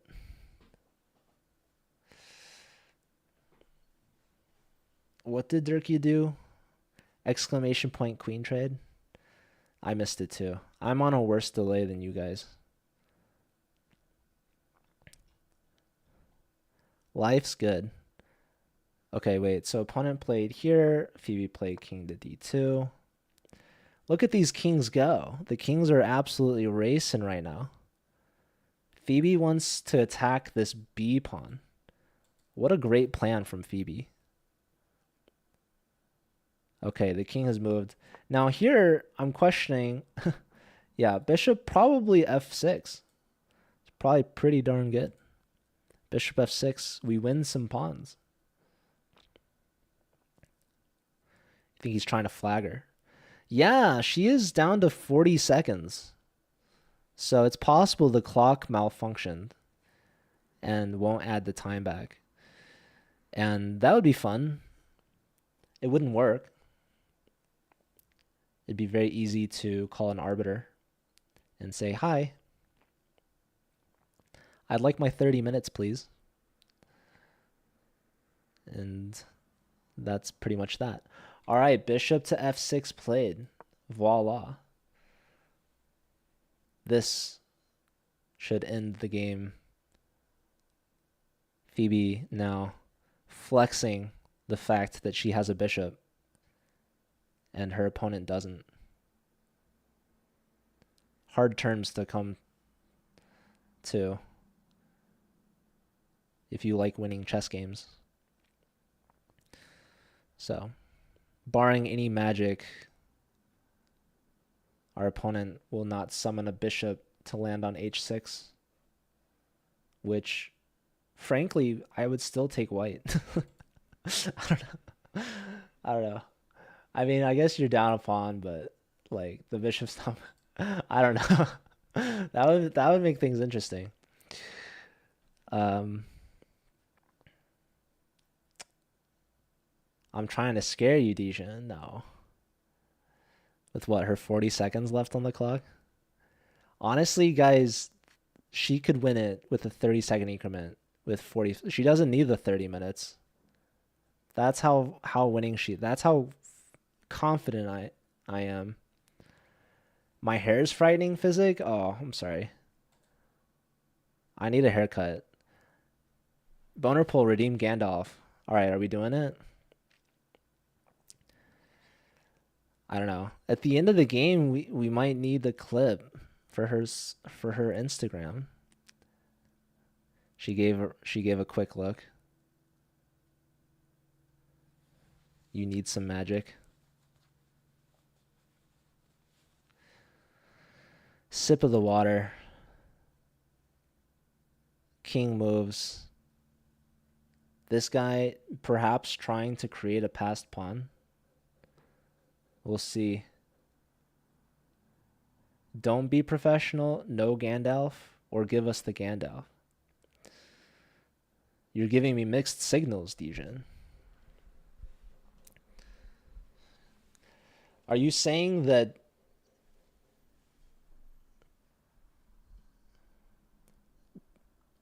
being...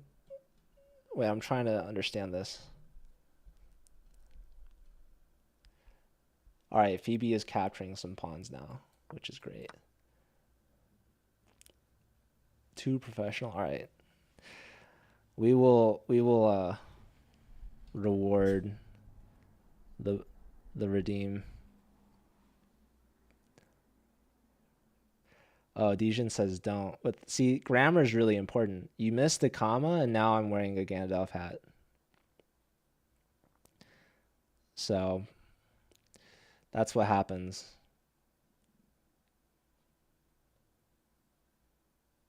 Anyways, the king continues on. What did they trade? Did he push the pawns and she took? I imagine this is what's happening. Did she play king c2? I think this is what happened.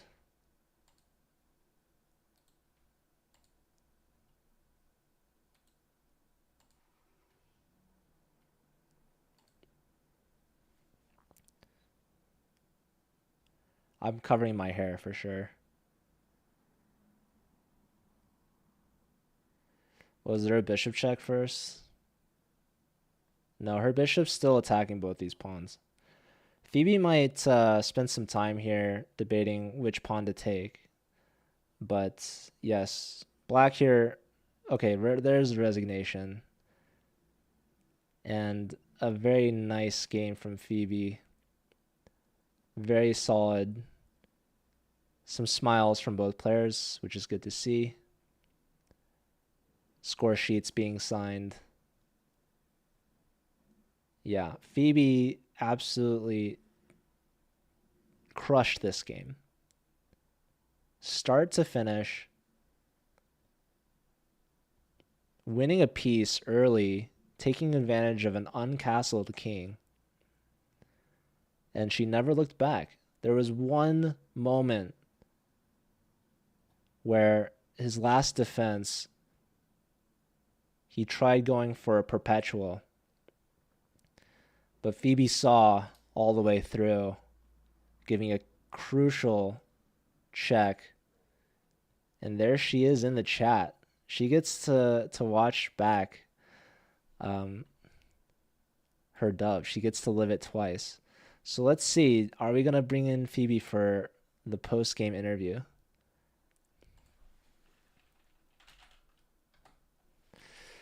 Probably I should take Gandalf off now. Phoebe's tuning in like, wow, I didn't realize I had Gandalf commentating my game. I swear it wasn't like that the whole time. DGT is the board that they're using. So, all right, here we go.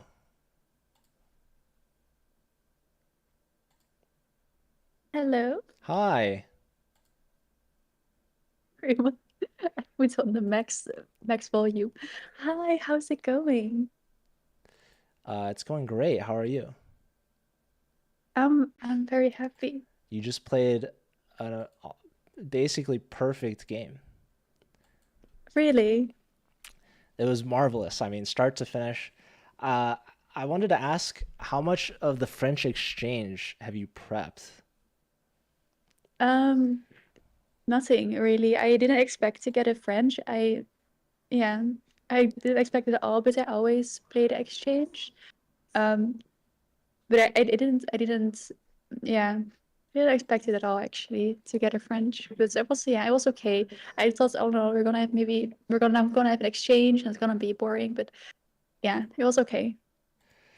Well, it definitely was not boring. It was a game to excite. You eventually played C3, and people were saying this was kind of like an Alapin transposition. Was that something that you're more familiar with?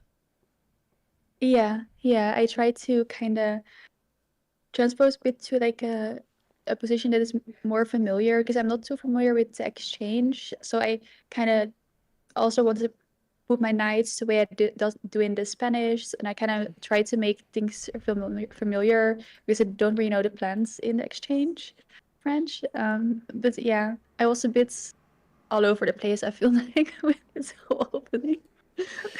Yeah, well, the opening was really well because they decided not to castle. And was that a bit of a surprise to you? Um, yeah, I feel like they could have castled earlier, and they did allow me to put my knight on f5, right? But Yeah. attacking the bishop on Hmm. e7, and I think if they just take it with the bishop, then yeah, they don't have the bishop pair. But if they don't take, then I threaten like this whole, because they have to take back the king, and so I think, yeah, and I think they should have castled earlier. That's exactly right. And you were able to suss that out immediately. That was actually a key moment. There was an idea that you could have maybe taken the g7 pawn with check instead of taking the bishop on e7. Did you look at that at all? Wait. Um, So yeah, knight f5, you're No, attacking e7, and then that's when they should have taken your yeah, knight. Instead, they played knight yeah, e4. yeah, So I was wondering yeah, if you considered taking on g7 instead. I think what you did was best, but it was an interesting line. yeah. But I thought I win the better position with taking on e7, but I also wasn't too sure. But I thought it would be better. Yeah, yeah. Taking on e7 definitely was better, so that was really cool. And after he didn't castle, it felt pretty smooth sailing, right? You capture, you find this really good Hmm. d5 move after they're pinned. And now they Yeah. played knight c5, attacking the rook. Rook d4 was also really nice. I think the biggest obstacle came when later on in the game he got his queen in to e4. I feel like I blundered a draw. I felt so bad. I was like, oh, nee, no, Phoebe, like you messed it up again. I was feeling so bad. I was like, oh no. So there was a Was it a there draw again? there was a moment where he was pushing the kingside pawns and he was trying to threaten your bishop and checkmate you on the Uh-huh. back rank, and you played king f1. So Yeah. on I king should have f, maybe played h3 or something. yeah, how did you decide on what to do there? I so I thought with king f1 to go to this to the center, but as soon as I played it, I was like, I might have just blundered a perpetual because, um, yeah, it would be difficult to get my king out. So yeah, it was pretty stupid. I think with h3 I could have gone to h2. Yeah, h3 I think is a bit more safe. But luckily, after queen e4 that was played, or I guess they played f4 first, you move the bishop, then queen e4.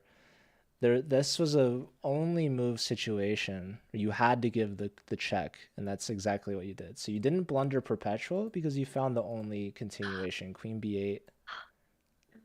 Um, And then you had a oh, couple I'm more sorry. checks that you could have played, but queen e5 was the right choice. You lose some pawns, but you get your king safe. So yeah, this was maneuvered Yeah. professionally.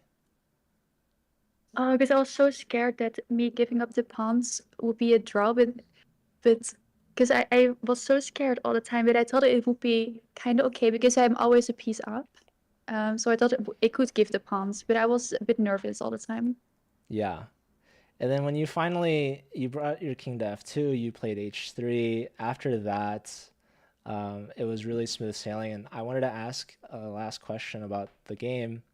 There was a moment where he played king g6, and that's when you went into g7 check. But you also Yeah. had queen e4 trading queens immediately. Um, did you look at that, or did you think you maybe had some sort of checkmate? Well, I did see that after the check, he goes to CH5, and then if I give the check on F7 and he doesn't block with the queen, then I have checkmate, right? Yeah, I thought because so I thought I would just take my chances and then I because he can only defend with the queen trade, so I thought best case scenario I have a queen trade and like worst case scenario I have a queen trade and I still have a winning endgame and best case scenario doesn't see it and I have checkmate. yeah, that makes a lot of sense. That was So my thought process. yeah, you saw that pretty deep, which is great. There was I think the line you chose is like something like mate in 27 or something, but there was like a mate in 6. Uh, but no, we were all very impressed that you saw mate in 27. That was incredible. Oh, thank you. Yeah, of course I saw this too, definitely. Yeah, that was my plan. Yeah, it kind of deviated a little bit, but at the end of the day, you got the queens traded off, and that bishop and pawn endgame, you're winning 10 times out of 10. So very, very, Yeah. very nice finish there. Thank you. I'm really happy. How did the commentary go for you? Was everybody nice? Yeah, how did it go? Everyone was on their best behavior, definitely. So that's good. That's good. Yeah. That's good. I'm happy to hear. All right. Well, we're looking forward to more games tomorrow. I guess I'll be back, but joined by Louise. Yeah, So Louise with is actually on Louise. right That's so now. exciting. That's Yeah. very exciting. Yeah. How's everything else? Are you feeling well? Yeah, I'm a little bit tired because I've been playing a lot of chess outside of the classical rounds. Like I had the Blitz tournament yesterday and then the Simul against Irene today. Um, so I'm a bit tired, but I'm really enjoying myself here. Yeah, I saw you were playing Irene. I think she won all of her games, which is great, and I know she's been Yeah. commentating as well. So that's cool that you got to play her. Yeah, we'll have a rematch one of these days. So I will probably lose again, but I really wanna try again Yeah, to you win. might have lost to Irene, but you won today, and you're on a winning streak, two in a Yeah, row, and you have a positive score, 3 out of 5, and it's looking up from here. So thanks again, Phoebe. I'll let yeah. you get some food and get some rest, and we're all looking forward to your next game tomorrow. Thank you for the commentary, Joe. I really appreciate it. I look forward to seeing you and Luis tomorrow. And yeah, thanks to Chad for being here. Really appreciate you all. So have a great evening. Maybe I saw that Louisa is also streaming. Or are you staying on, Joe? I'm rating Louise. Okay, then we'll rate Luis too. Awesome. All right, thanks again. Thanks everyone for watching, and Phoebe, great game today. Good night. Thank you so much, Joe.